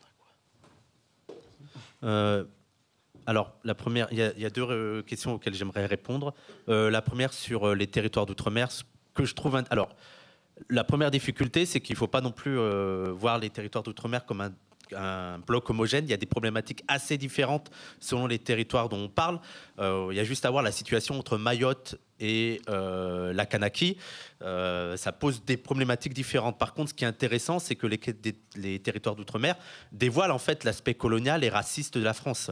Déjà parce qu'on voit le traitement colonial et qu'on voit que la France reste un empire colonial. On a vu avec le manque d'eau, par exemple en Martinique ou à Mayotte, le manque de traitement, le manque de services publics. Et aussi plus profondément avec Mayotte, où on a vu que dernièrement, les premiers qui ont été évacués de Mayotte ont été les Blancs, alors que ce qu'on appelle les autochtones étaient condamnés à la misère. Donc je pense que c'est vraiment un révélateur, les territoires d'outre-mer, de l'aspect colonial, raciste qu'il y a encore en France. Et donc oui, c'est quelque chose d'intéressant à creuser. Et c'est vrai que quand on parle au bourg et autour, moi je pense que ça fait partie des tours, peut-être, les territoires d'outre-mer. Et juste, je voulais faire une remarque aussi sur les figures. Ce qui est intéressant, c'est j'ai cité Toussaint Louverture, Fanon, Ho Chi Minh, pas par hasard, parce qu'ils ont aussi un lien avec la France. Ils ont combattu la France, mais ils ont un lien avec la France. Et on pourrait même dire qu'eux, ils ont peut-être pris trop au sérieux le projet révolutionnaire français, notamment Toussaint Louverture et les révolutionnaires haïtiens. Ce qui a aussi motivé, qui leur a donné aussi la force d'agir, ça a été la Déclaration des droits de l'homme et l'idée que tous les êtres humains sont libres et égaux. Et donc c'est aussi ça intéressant à voir, c'est-à-dire que c'est des gens qui ont une histoire avec la France, qui prennent encore une position encore plus révolutionnaire que ce qu'a été la France. Et c'est peut-être pour ça que ça doit être des figures qu'on doit reprendre et qui peuvent servir de modèle pour tout révolutionnaire. Pour embrayer directement sur ce que Wissam vient de dire, bon, comme vous le savez, la première grande victoire historique, irréversible sur le terrain militaire des peuples colonisés en lutte pour la libération nationale, ça a été Dien Bien Phu. Et le général Giap, vietnamien, l'architecte de la victoire militaire du peuple vietnamien, vous savez comment il a caractérisé Dien Bien Phu? C'est le Valmy décolonisé. Le Valmy décolonisé. Valmy, c'est le moment où, justement, on connaît tous l'histoire, c'est peu après le 10 août, la révolution du 10 août 1792, qui proclame la République, et où, pour la première fois, le terme de nation, abat la monarchie, vive la nation, est scandé par le peuple insurgé de Paris, qui s'emploie des Tuileries. Et à Valmy, c'est face aux troupes de l'Europe monarchiste coalisée, les troupes républicaines qui s'élancent sous la direction de Kellermann en criant « Vive la nation !» Et Goethe, le grand poète allemand Goethe, qui observe d'un promontoire la bataille, dit « Une nouvelle ère dans l'histoire de l'humanité commence ». Donc Giap, en 1954, ou peu après, quand il se réfère à Dien Bien Phu, dit « C'est le Valmy décolonisé ». Bon. Je crois que là, on a un condensé, justement, un peu de l'histoire. Alors, sur les deux questions qui ont été posées, je crois que les dom-tom, alors bon, c'est des réalités très différenciées, bien sûr. Wissam l'a dit, en Kanaki, on a affaire à une situation, la situation coloniale, elle est présente partout. En Kanaki, on a affaire à la lutte pour la libération nationale du peuple kanak, qui se heurte à la résistance obstinée de l'État français et des colons locaux. Je crois que c'est d'une clarté, en réalité, tout à fait aveuglante. Bon, ailleurs, on va dire que c'est plus complexe, en particulier à Mayotte. Mais si on regarde les comportements électoraux, je dirais que les dom-tom, je simplifie à grands traits, c'est une sorte de synthèse des tours et des bourgs. Parce que c'est des racisés, mais c'est des racisés français, nationaux, et qui ne peuvent pas réclamer la blanchité, mais réclament d'autant plus la francité qu'ils ne peuvent réclamer la blanchité. Y compris par rapport à des non-blancs, mais qui sont ou considérés comme moins nationaux qu'eux, etc. Parce que vous comprenez bien que ce genre de schéma peut se reproduire à l'infini, cette situation, cette mentalité de subalternité. Bon. Donc, c'est des territoires où la gauche de rupture, la France insoumise, fait des très gros scores, en particulier dans les premiers tours, mais où, au second tour de la présidentielle, on vote aussi massivement pour Le Pen. Par exemple, les mêmes, où on a voté parfois même à des majorités absolues pour la France insoumise, on a des majorités absolues au second tour pour Le Pen. Et là, il y a un risque, c'est que dans certains de ces territoires, pas tous, mais en Réunion, par exemple, le premier député RN d'Outre-mer a été élu à La Réunion. Et ça doit nous alerter parce que le risque, si vous voulez, c'est de voir développer, et je ne suis pas sûr que ce soit simplement les Blancs qui votaient pour le candidat RN. C'est ça qu'il faut voir. Mais toujours avec anti-immigration. Voilà, parce exactement. C'est-à-dire notamment les Mahorais. Exactement. C'est-à-dire il y a le risque d'une réaction nativiste, ce qu'on appellerait nativiste, chez une partie des racisés, des dom-tom, et ça doit nous alerter, et en particulier la gauche de rupture. Alors, le terme pacte racial, je crois que la question qui a été posée est tout à fait pertinente. C'est la raison pour laquelle, personnellement, je suis entièrement d'accord avec l'idée, mais je suis un peu réticent à employer le terme précis, parce qu'un pacte, si vous voulez, c'est effectivement un pacte qui est explicite et assumé en tant que tel. Par exemple, le compromis social de l'après-guerre, des 30 glorieuses keynésiens, était un véritable pacte social. Assumé, il y avait le programme du CNR, c'était dit en tant que tel, etc. C'est un vrai contrat social, on va dire. Bon, le pacte racial est quelque chose qui relève de l'ordre de l'implicite. En tout cas en France, hein, contrairement aux États-Unis. Aux États-Unis, bien sûr, c'était une société où la ségrégation raciale était totalement institutionnalisée. Hein. Là, le pacte racial n'a pas besoin. L'Afrique du Sud, etc. En France, il y a effectivement quelque chose qui est de l'ordre du pacte racial, mais sans pacte racial. C'est un pacte racial sans pacte à proprement parler. Donc toujours de l'ordre de l'implicite. C'est pour ça que d'ailleurs le discours de la race en France est en général un discours indirect qui passe par des signifiants qui ne sont pas explicitement raciaux, comme par exemple l'islam, comme par exemple les immigrés, etc. Bon, c'est les formes, c'est les métamorphoses à travers lesquelles le racisme passe parce qu'il est implicite. Alors, c'est à double tranchant, hein. Comme c'est implicite, c'est d'autant plus pernicieux et nocif, et ça permet de reconduire le mythe de la colorblind, on est universaliste, machin. En même temps, c'est aussi un signe de fragilité. Hein. C'est un signe de fragilité qu'il faut en quelque sorte exploiter pour en révéler la véritable substance, la critiquer et la dénoncer. Voilà, et j'en profite pour dire qu'on m'a signalé que j'ai dit une grosse bêtise, en fait, parce que j'ai mal lu mon texte, même ça arrive. J'ai dit c'est le racisme qui produit, c'est le racisme qui produit les classes et non pas le racisme qui produit les races, mais je pense, j'espère que tout le monde a compris que je voulais dire que c'est le racisme qui produit les races et non, bien entendu, les classes. Et je remercie l'ami et camarade qui m'a pointé cette lacune. Oui, je réfléchissais à oui. Ça m'interrogeait. Il y a... Je ne sais pas si tu veux... Oui, sur la question de la conscientisation non du pacte racial, je pense que c'est dans l'intérêt de la bourgeoisie, effectivement, qui se part de toutes ces valeurs françaises, universalistes. Et dans le contexte français, il y a un intérêt à ce qu'il soit absolument absenté des consciences pour être reconduit, effectivement. Et aussi, je voulais rebondir sur Ruffin. En gros, c'est est-ce que Ruffin essaie de prendre la place du PS et rejoue le compromis bourgeois ? Oui, clairement, c'est une évidence et ça montre une très grande...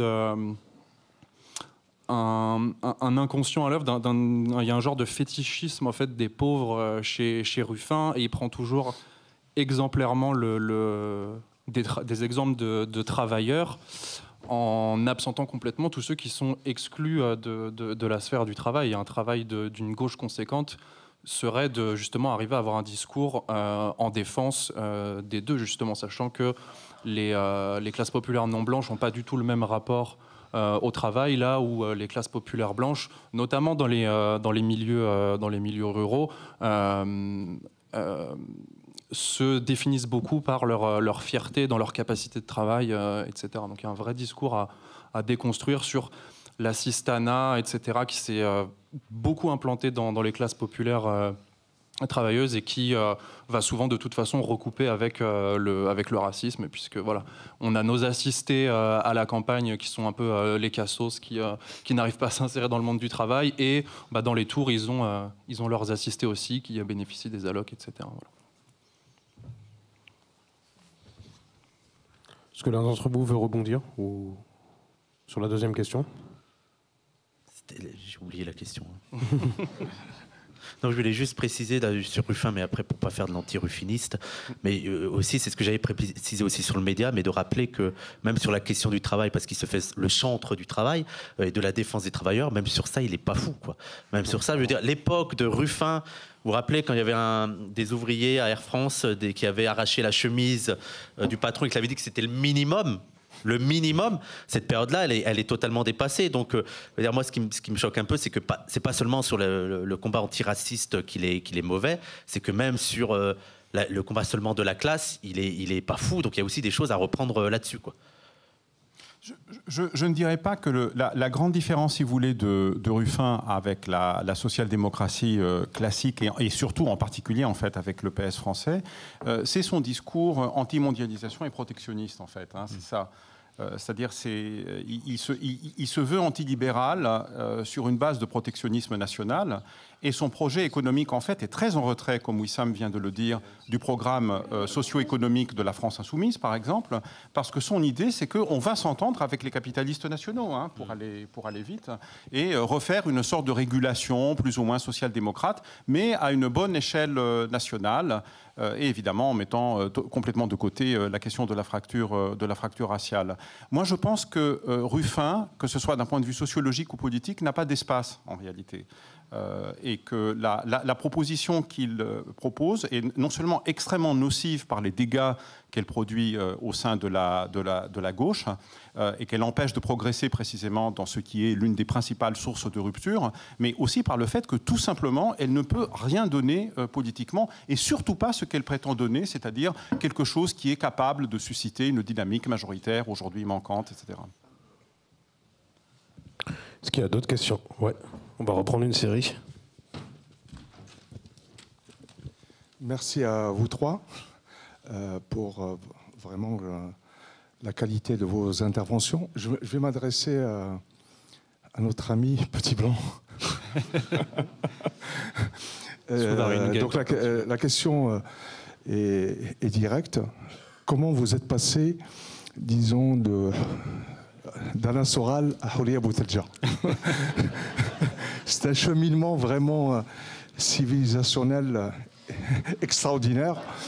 Et voilà, qu'est-ce qui a fait en vous ce déclic? Elle est intéressante la question parce que pour les gens qui connaissent Houria Boutelja, c'est deux mondes différents. Alors que pour les gens qui ne connaissent pas Houria Boutelja, Soral et Boutelja, c'est pareil. C'est intéressant de voir que les gens qui connaissent l'antiracisme savent que c'est vraiment deux mondes opposés. Oui, c'est la critique que je me prends oui, systématiquement. Voilà. Je suis systématiquement attaqué là-dessus parce que j'assume ça justement, parce que je trouve que c'est important aussi de l'assumer. C'est quand même la bonne nouvelle, c'est que les petits blancs ne sont pas...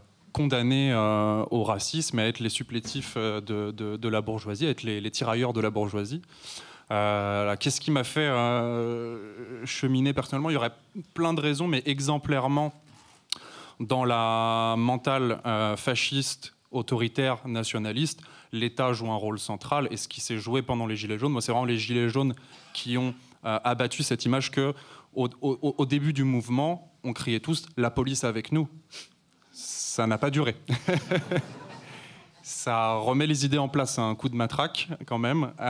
Donc je pense que beaucoup de petits blancs comme moi ont fait l'expérience de la violence d'État, et en fait par ce biais-là ont pu voir vers qui elle s'exerçait et se reconnaître aussi dans ceux qu'elle opprimait, et on a commencé comme ça à vouloir lier une solidarité. Après sont venues aussi des questions du coup de cette élite qui nous domine. Macron, il est le symptôme de quoi? Le néolibéralisme, ce qu'on appelle le néolibéralisme, c'est le symptôme de quoi sur une échelle plus globale? Et après, c'est fait le lien avec le capitalisme, etc. D'autant que à la même période se jouaient beaucoup de révoltes un peu partout dans le monde. Il y avait Hong Kong, il y avait, alors pardonnez mon accent, le Hirak algérien aussi. Il y avait des manifestations au Chili. Et donc, il y a aussi eu un regard des Gilets jaunes vers l'international, et ça a amené une politisation express et une prise de conscience en fait des enjeux de lutter, qu'on ne luttait pas seulement contre un personnage Macron, mais qu'on luttait contre un État, ses institutions à dépasser par des aspirations démocratiques et un ordre du monde capitaliste, et en poussant plus loin, impérialiste, colonial, etc.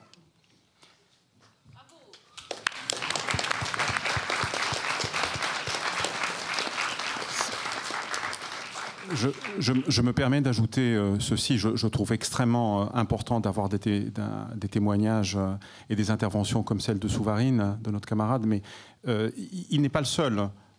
Pas simplement en France, hein. Il y a d'autres cas hein, qu'on pourrait citer, je veux dire, qui ont une certaine visibilité publique. Hein. Bon, vous avez peut-être suivi, même s'il a disparu depuis quelque temps, mais l'une des figures des Gilets jaunes, c'était Maxime Nicole. Bon, quelqu'un qui, au début du mouvement, et on l'a su aussi, qui avait des amitiés qui étaient plutôt du côté de l'extrême droite, et on l'a vu après s'afficher avec des militants antiracistes, notamment avec les militants du comité Adama. Et la raison pour laquelle il l'a fait, c'est la question des violences policières. Hein. Je veux dire, là, il y a eu un déclic et une prise de conscience qui arrive souvent hein, dans les mouvements sociaux.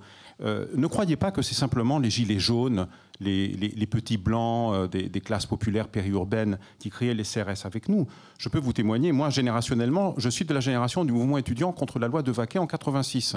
Et il y avait une partie, j'étais dans le cortège étudiant de ma fac, hein, de Nanterre, il y avait une partie des étudiants qui étaient des gens qui étaient, je sais pas, ils votaient PS, hein, ils étaient SOS Racisme hein, à l'époque, qui disaient les CRS avec nous au début. Eh bien, dès qu'il y a eu les premiers lacrymos, je peux vous assurer que c'était plus ça.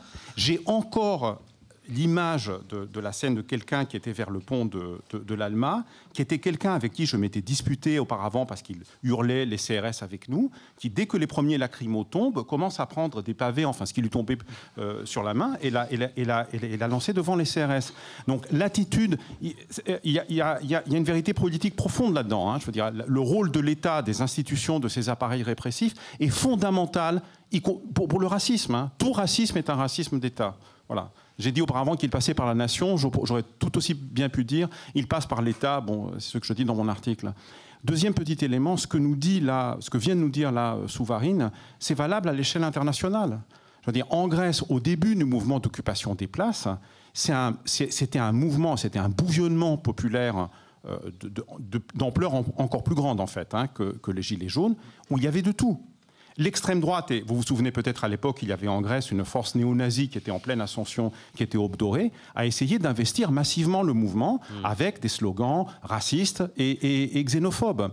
Et là, il y a une bataille qui s'est faite. Parce que là, pour le coup, la gauche, elle, par contre, la gauche radicale grecque n'a pas raté le coche à ce moment-là. Elle était présente, elle a envoyé les militants. Il y a eu des contre-feux, ils ont été virés, y compris physiquement, mais surtout au niveau symbolique, parce que l'occupation des places, c'était la place Syntagma, toutes les places de Grecs, c'était une marée de drapeaux nationaux, une marée de drapeaux grecs. Et ce que des militants, et ça a été fait après davantage encore, c'est ils ont mis les drapeaux égyptiens, les drapeaux tunisiens, parce qu'il y avait les références au printemps arabe, à la Tunisie, à l'Égypte, des drapeaux argentins, parce qu'on avait aussi en tête le fameux hélicoptère en 2001, que c'est vaillant todos, qui s'en aillent tous, et l'image du président argentin qui part en hélico du palais présidentiel, c'est des choses qui étaient très très présentes aussi à l'époque. Donc il est frappant de voir comment des mêmes schèmes de politisation populaire de masse à grande échelle se sont déployés au cours des mobilisations de la dernière période, ce qui rend, à mon avis, extrêmement urgente, extrêmement nécessaire la nécessité, là encore je cite Ouria Boutelja, de redynamiser, de dialectiser notre rapport à la nation, ce que j'ai essayé très modestement de faire par les réflexions que je vous ai présentées tout à l'heure. On va prendre les questions par série de 2. Il y en a déjà 2 là-bas. Alors, moi, j'ai plus une question d'ordre stratégique, puisque on a bien compris que les bourgs ne voulaient pas simplement, enfin, ne se référaient pas simplement à quelque chose de territorial. Mais on a bien compris ici que cette alliance entre les beaufs et les barbares ne pouvait se faire que sur la base d'une rupture avec le pacte racial. Le problème, c'est qu'on l'a bien compris ici, dans une salle somme toute parisienne, mais comment aller chercher justement ces petits blancs qui vivent dans cette ruralité blanche. Du coup, d'un point de vue stratégique, qu'est-ce qu'il faudrait imaginer? Est-ce qu'il faudrait remettre au jour les militants établis? Est-ce qu'il faudrait...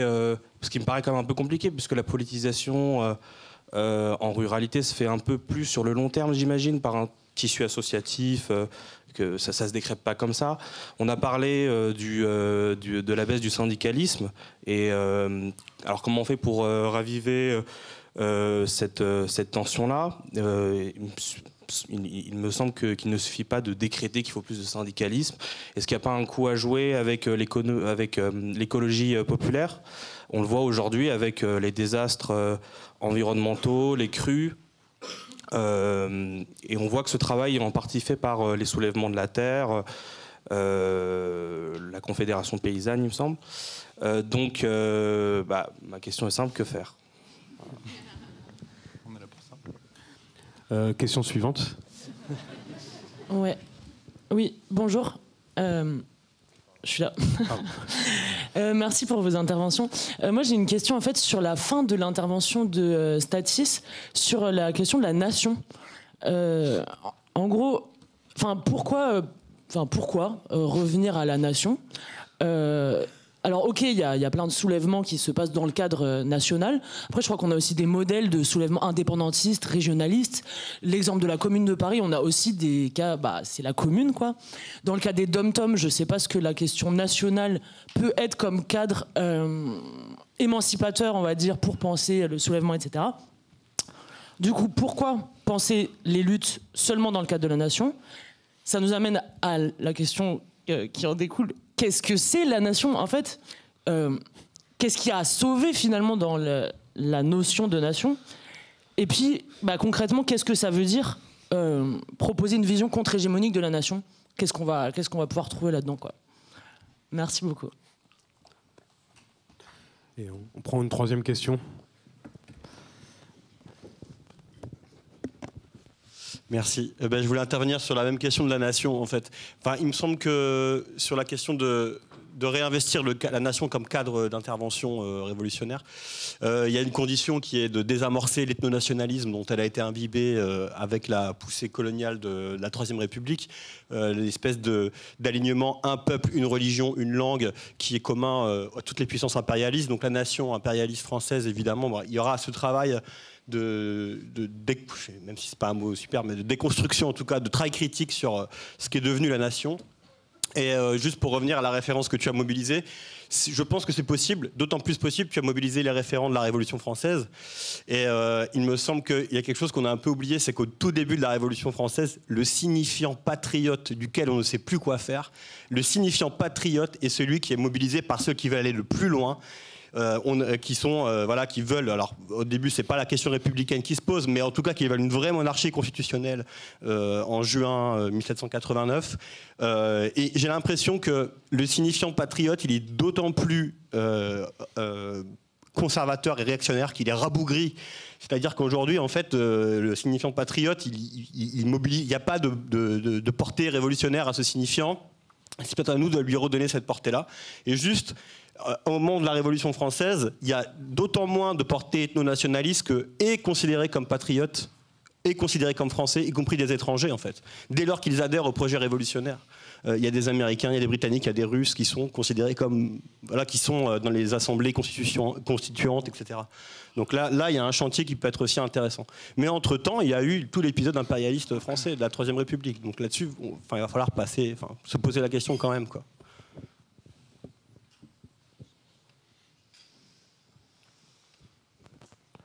Je pense qu'on peut déjà commencer à répondre à ça. Ouais, moi, je réfléchissais à la première question sur comment aller chercher les bourgs. Déjà, je pense qu'effectivement, il y a un vrai travail de la gauche à faire, de bien comprendre de quoi on parle dans vraiment toute la complexité de ce que c'est, parce qu'effectivement, et ce sera forcément abordé au cours du week-end, il n'y a pas une campagne, il y a des campagnes qui sont effectivement désindustrialisées, qui sont soumises à des réalités différentes, de campagnes qui vont être beaucoup plus attractives, on va avoir beaucoup de néo-ruraux.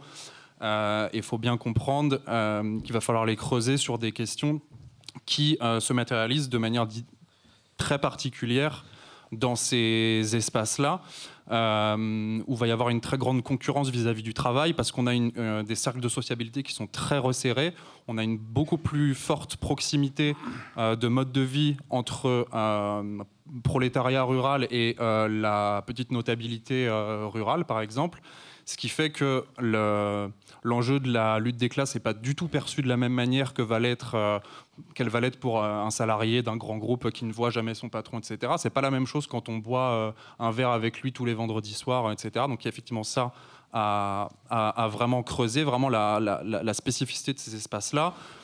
Est-ce qu'on doit venir toujours en surplomb, effectivement, de la ville, de Paris, etc., leur dire quoi faire, ou est-ce qu'il ne faudra pas plutôt travailler à voir comment faire remonter leurs paroles à eux? Et de ce point de vue-là, je trouve il y aurait une carte à jouer au moins symbolique, mais qui serait, je pense, un symbole fort. Ce serait d'exiger en fait la publication des cahiers de doléances qui ont été remplis pendant à peu près au même moment que les Gilets jaunes, qu'avait mis en place Macron, et notamment à l'initiative de certains maires, et c'est un sujet qui est très riche d'enseignements, parce que de la même manière que les Gilets jaunes ne se sont pas du tout mobilisés sur une question raciale, c'est une question qui est complètement absente des cahiers de doléances. Ça représente à peu près 5% des demandes côté fait. Ce que les gens ont raconté dedans, c'est justement la réalité de leur vécu, leurs angoisses, leurs attentes, leurs espoirs, etc. Donc il y aurait un matériau extrêmement riche pour notamment les forces d'émancipation, les forces de gauche, pour aller comprendre quels sont vraiment les affects au travail chez les petits blancs, leurs attentes, etc. Donc ça me paraît être une belle main tendue que d'aller exiger leur publication. Par exemple, tu parlais d'écologie populaire, les chercheurs qui se sont un peu penchés sur ce qu'on a pu accéder de ces cahiers-là. Toutes les mesures qui sont sorties de la Convention citoyenne sur le climat, elles se trouvaient toutes dans les cahiers de doléances. Il y a des citoyens qui étaient venus aussi spontanément avec ce truc-là. Donc effectivement, il y aurait une carte à jouer de ce côté-là, je pense. Oui, alors un mot sur la question de...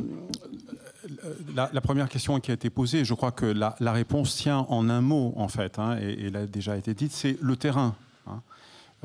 Aussi bien la perception immédiate qu'on en a, mais les travaux sociologiques, par exemple ceux de Benoît Coquart, ont montré que Coquart il travaille dans l'Est de la France, dans une région, il faut dire, traditionnellement conservatrice, hein, très ouvrière, mais qui a toujours voté à droite. Il dit que les enquêtés autour de lui, dont la très grande majorité sont des électeurs, électrices ou proches, en tout cas du RN, n'ont jamais rencontré un militant, une militante de gauche ou une personne politisée des gauches de leur vie.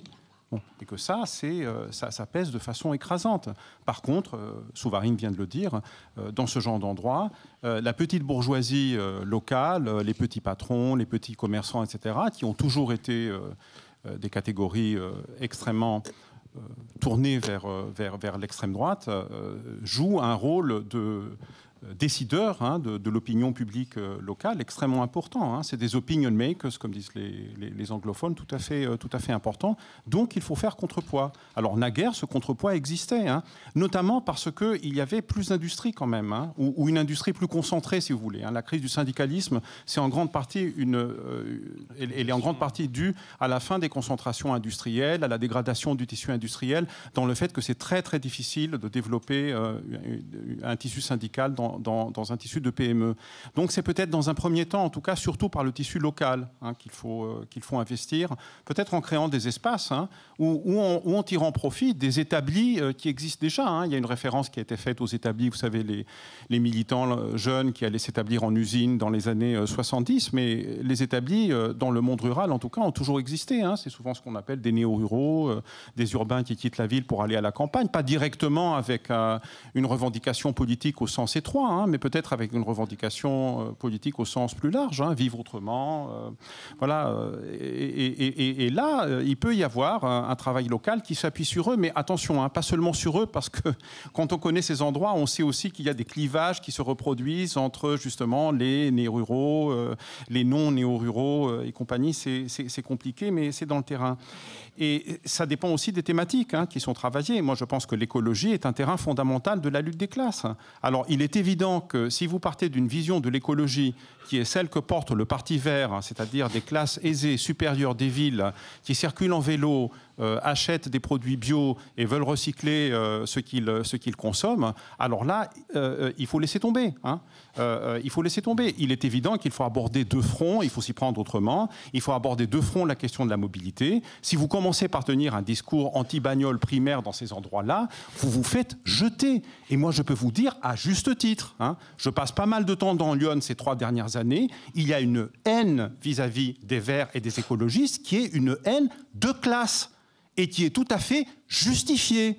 Parce que pour ces gens-là, si vous les empêchez justement d'utiliser une voiture sans leur proposer une alternative, vous les condamnez à une mort sociale, tout simplement. Bon, si on ne prend pas au sérieux ce problème, on ne pourra jamais progresser, quelle que soit la bonne volonté qu'on mette pour labourer le terrain, etc. Voilà.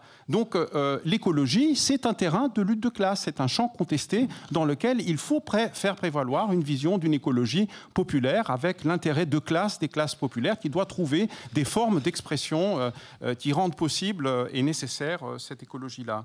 Alors, pourquoi se référer à la nation? Bon, il y a 2 façons de voir le problème, hein, ou 3, plusieurs encore, théorique, historique et de conjoncture. Hein. Bon, je mets de côté la théorie jusqu'à présent, on peut en discuter, mais disons la conception politique de la nation, hein, comme volonté collective, etc., c'est une conception qui est une conception émancipatrice, hein, pour aller vite. Hein. Et voilà. La deuxième chose, c'est historique. Hein. Historiquement, la nation, le vocable de nation, dénote toujours le moment où les masses populaires entrent en tant que protagonistes dans la vie de leur pays sous des formes diverses. Hein. Ça peut être des moments révolutionnaires comme celui de la Révolution française. Ça peut être des moments d'unification nationale ou des luttes de libération nationale, hein, bien sûr, pour les pays opprimés. Bon, la signification que peut avoir la nation pour le peuple palestinien ou pour le peuple kanak est tout à fait évidente. C'est des peuples qui subissent une oppression coloniale et donc qui luttent justement pour avoir un État national, comme les autres, hein, tout simplement. Et ça, c'est une lutte qui est profondément émancipatrice. Bon, la question est évidemment plus complexe quand il s'agit de nations dominantes, impérialistes, avec un passé colonial. Et là, la nation est un terrain de lutte âpre, hein, et elle l'a toujours été. Et il faut voir que les classes dominantes, il y a un article dans le numéro 3 de la revue Nous, en vente à l'entrée, petit truc de pub, qui le rappelle, hein, c'est sous le titre « L'anti-France CE ». En fait, le rapport des classes dominantes à la nation est un rapport totalement opportuniste. Hein. Ah oui, on est patriote et nationaliste en 14, 18, quand il s'agit d'envoyer à la boucherie les prolétaires et le peuple. Mais face aux Prussiens, c'est les prolétaires parisiens qui défendent le pays. C'est les prolétaires parisiens. La Commune a commencé avant tout comme une insurrection patriotique. Ce contre quoi la garde nationale s'est levée à Paris, c'est contre le fait de céder les canons de Paris. Ce contre quoi le peuple parisien s'est levé, c'est la capitulation honteuse que le gouvernement dit d'unité nationale a signée avec les Prussiens. Et au moment où, pendant la semaine sanglante, les Versaillais massacrent par dizaines de milliers les prolétaires parisiens, Jules Favre et les grands républicains de l'époque, les plus colonialistes d'ailleurs par la suite, soit dit en passant, envoyaient des missives à Bismarck pour lui dire « Laisse-nous faire, bouge pas, on s'en charge, c'est nous qui allons nettoyer Paris ». Bon, donc, et en 1940, quand pas le seul, hein, je veux dire, le Hitler, plutôt Hitler que le Front populaire, est quelque chose qui commence bien avant, en fait, hein, pendant toutes les années 30. Mais en 1940, pendant la drôle de guerre et après, l'une des motivations que l'état-major français suit pour capituler face aux Allemands, c'est le peur d'une nouvelle insurrection parisienne, hein, d'une nouvelle commune. Hein. On sait que... bon, donc... Y compris de ce point de vue-là, je veux dire, le rapport à la nation en 1940, c'est du côté de la résistance. Ce qui ne veut pas dire que dans la résistance, il n'y a pas eu aussi le nationalisme, ce qui ne veut pas dire aussi qu'après, ceux qui ont réprimé en Algérie n'ont pas été pour certains des résistants, etc.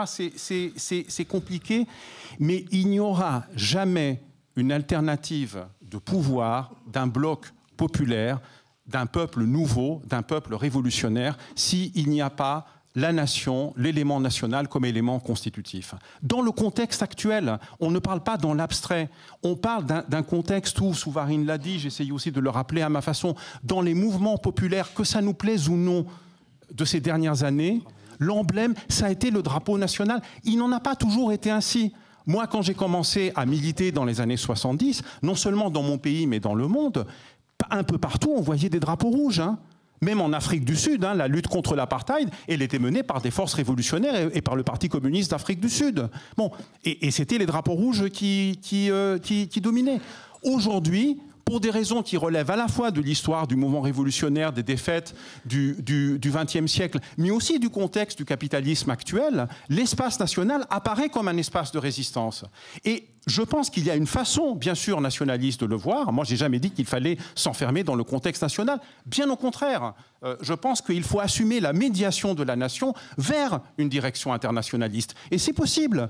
Quand on descend, quand on va dans les places grecques avec le drapeau grec, ou Souvarine l'a appelé dans les Gilets jaunes français avec le drapeau français, eh bien, on va mettre aussi d'autres drapeaux nationaux qui montrent la solidarité avec des soulèvements populaires qui se placent ailleurs dans le monde. Et on montre une solidarité concrète qui était très présente. C'est pas ce que je vous dis, ce que Souvarine nous dit là, reconnaissez-moi au moins ça. C'est pas quelque chose, c'est pas un truc militant que je sors de ma tête parce que j'ai lu Marx ou que je me suis intéressé à la Commune de Paris. C'est parce que j'ai vu comment ça a fonctionné dans le mouvement des places à Athènes. Et j'ai vu que c'était la même chose en Espagne à la même époque. Et j'ai vu des processus, d'ailleurs quasiment identiques, se reproduire pendant le mouvement des Gilets jaunes. Donc oui, il ne s'agit surtout pas, à mon avis, dans le contexte actuel, de ne pas réinvestir le terrain disputé de la nation. Et je pense que l'un des apports de Mélenchon, alors qui ne s'est concrétisé véritablement, il faut être clair par rapport à ça. Hein. Moi, j'étais sceptique en 2017. Hein. Moi, j'étais sceptique par rapport au Mélenchon de 2017, très national républicain, avec uniquement du tricolore. Mais à partir du 2019, à partir du moment où il assume le combat contre l'islamophobie et il participe à la marche contre l'islamophobie, là, il y a une clarification fondamentale qui se crée. Et aujourd'hui, on peut discuter sur les termes, hein, créolisation, Nouvelle-France, etc., etc. Mais c'est cette idée-là. Nous sommes le peuple, ce pays est à nous.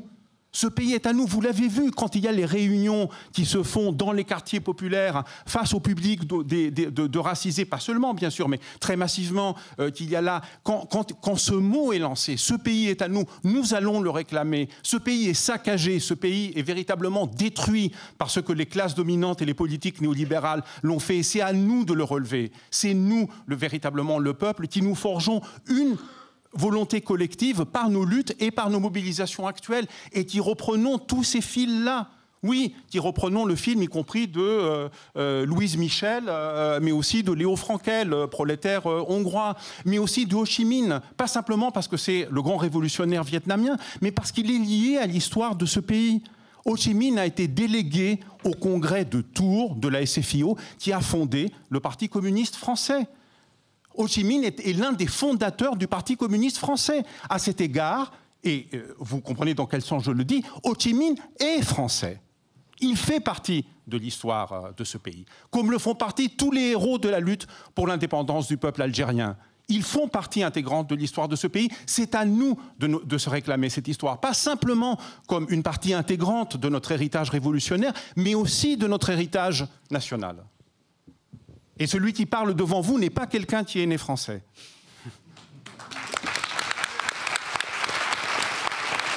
Très vite. Je vais répondre très vite parce que je vois que là c'est fini. Juste pour la question sur comment agir dans le monde rural, dans les petites villes et tout. Alors d'un point de vue antiraciste, c'est un peu difficile à répondre parce qu'on n'a pas vraiment vocation à agir dans ces espaces-là et à savoir ce qu'il faut leur dire. Nous, tout ce qu'on a à dire, c'est qu'il faut y aller. Et qu'il faut arrêter avec cette idée de comme on les représente comme des gros racistes, il n'y a rien à faire. C'est d'ailleurs le message qu'on avait eu avec les Gilets jaunes. Les Gilets jaunes, on a dit non mais nous on ne va pas y aller. C'est à la gauche là d'y aller. C'est d'arrêter de les considérer comme seulement des racistes, mais c'est à eux d'y aller. Et je pense que ça, c'est pas forcément une faiblesse. Et c'est pour moi l'intérêt aussi de ce genre d'événement où on se réunit avec plein d'organisations différentes qui s'affrontent à des réalités différentes. C'est de voir en fait qu'on a chacun, en gros, des missions différentes, des objectifs différents, mais qui peuvent s'unir. Et en fait, ce que j'allais te répondre, c'est ça, c'est une question à poser, notamment au Soulèvement de la Terre ou à la Confédération paysanne. Nous, tout ce qu'on peut faire, c'est d'encourager ces mouvements-là, ces organisations-là, parce qu'on sait qu'elles partagent nos idéaux et tout, et elles-mêmes sont plus à même de savoir comment il faut agir. Parce que ce que j'ai dit sur les quartiers, sur ces territoires, les quartiers populaires, avec l'idée qu'il faut préserver l'autonomie et de respecter la manière de s'organiser dans ces quartiers, je pense qu'il y a la même logique à appliquer dans ces territoires-là, dans le monde rural, parce qu'en plus, je veux dire, il y a des réalités. En fait, moi, ce qui me dérange un peu de vouloir absolument retrouver les points communs, c'est de se dire que s'il y a des différences, ça empêche l'alliance. Ben non, je veux dire qu'il y a des spécificités dans chaque terrain, qu'on doit les respecter et que ça n'empêche pas aussi de voir les points communs et de voir comment on peut travailler ensemble, autant parfois de manière unitaire ou parfois chacun de son côté. Et sur la nation, moi je vais juste dire, alors très vite, hein, parce que en plus c'est pas mon terrain où je suis le plus fort, mais je sais que ça va être discuté demain dans l'atelier Rêver ensemble, où on va discuter de la stratégie vis-à-vis de la nation et de la patrie. Voilà. Eh ben, merci beaucoup.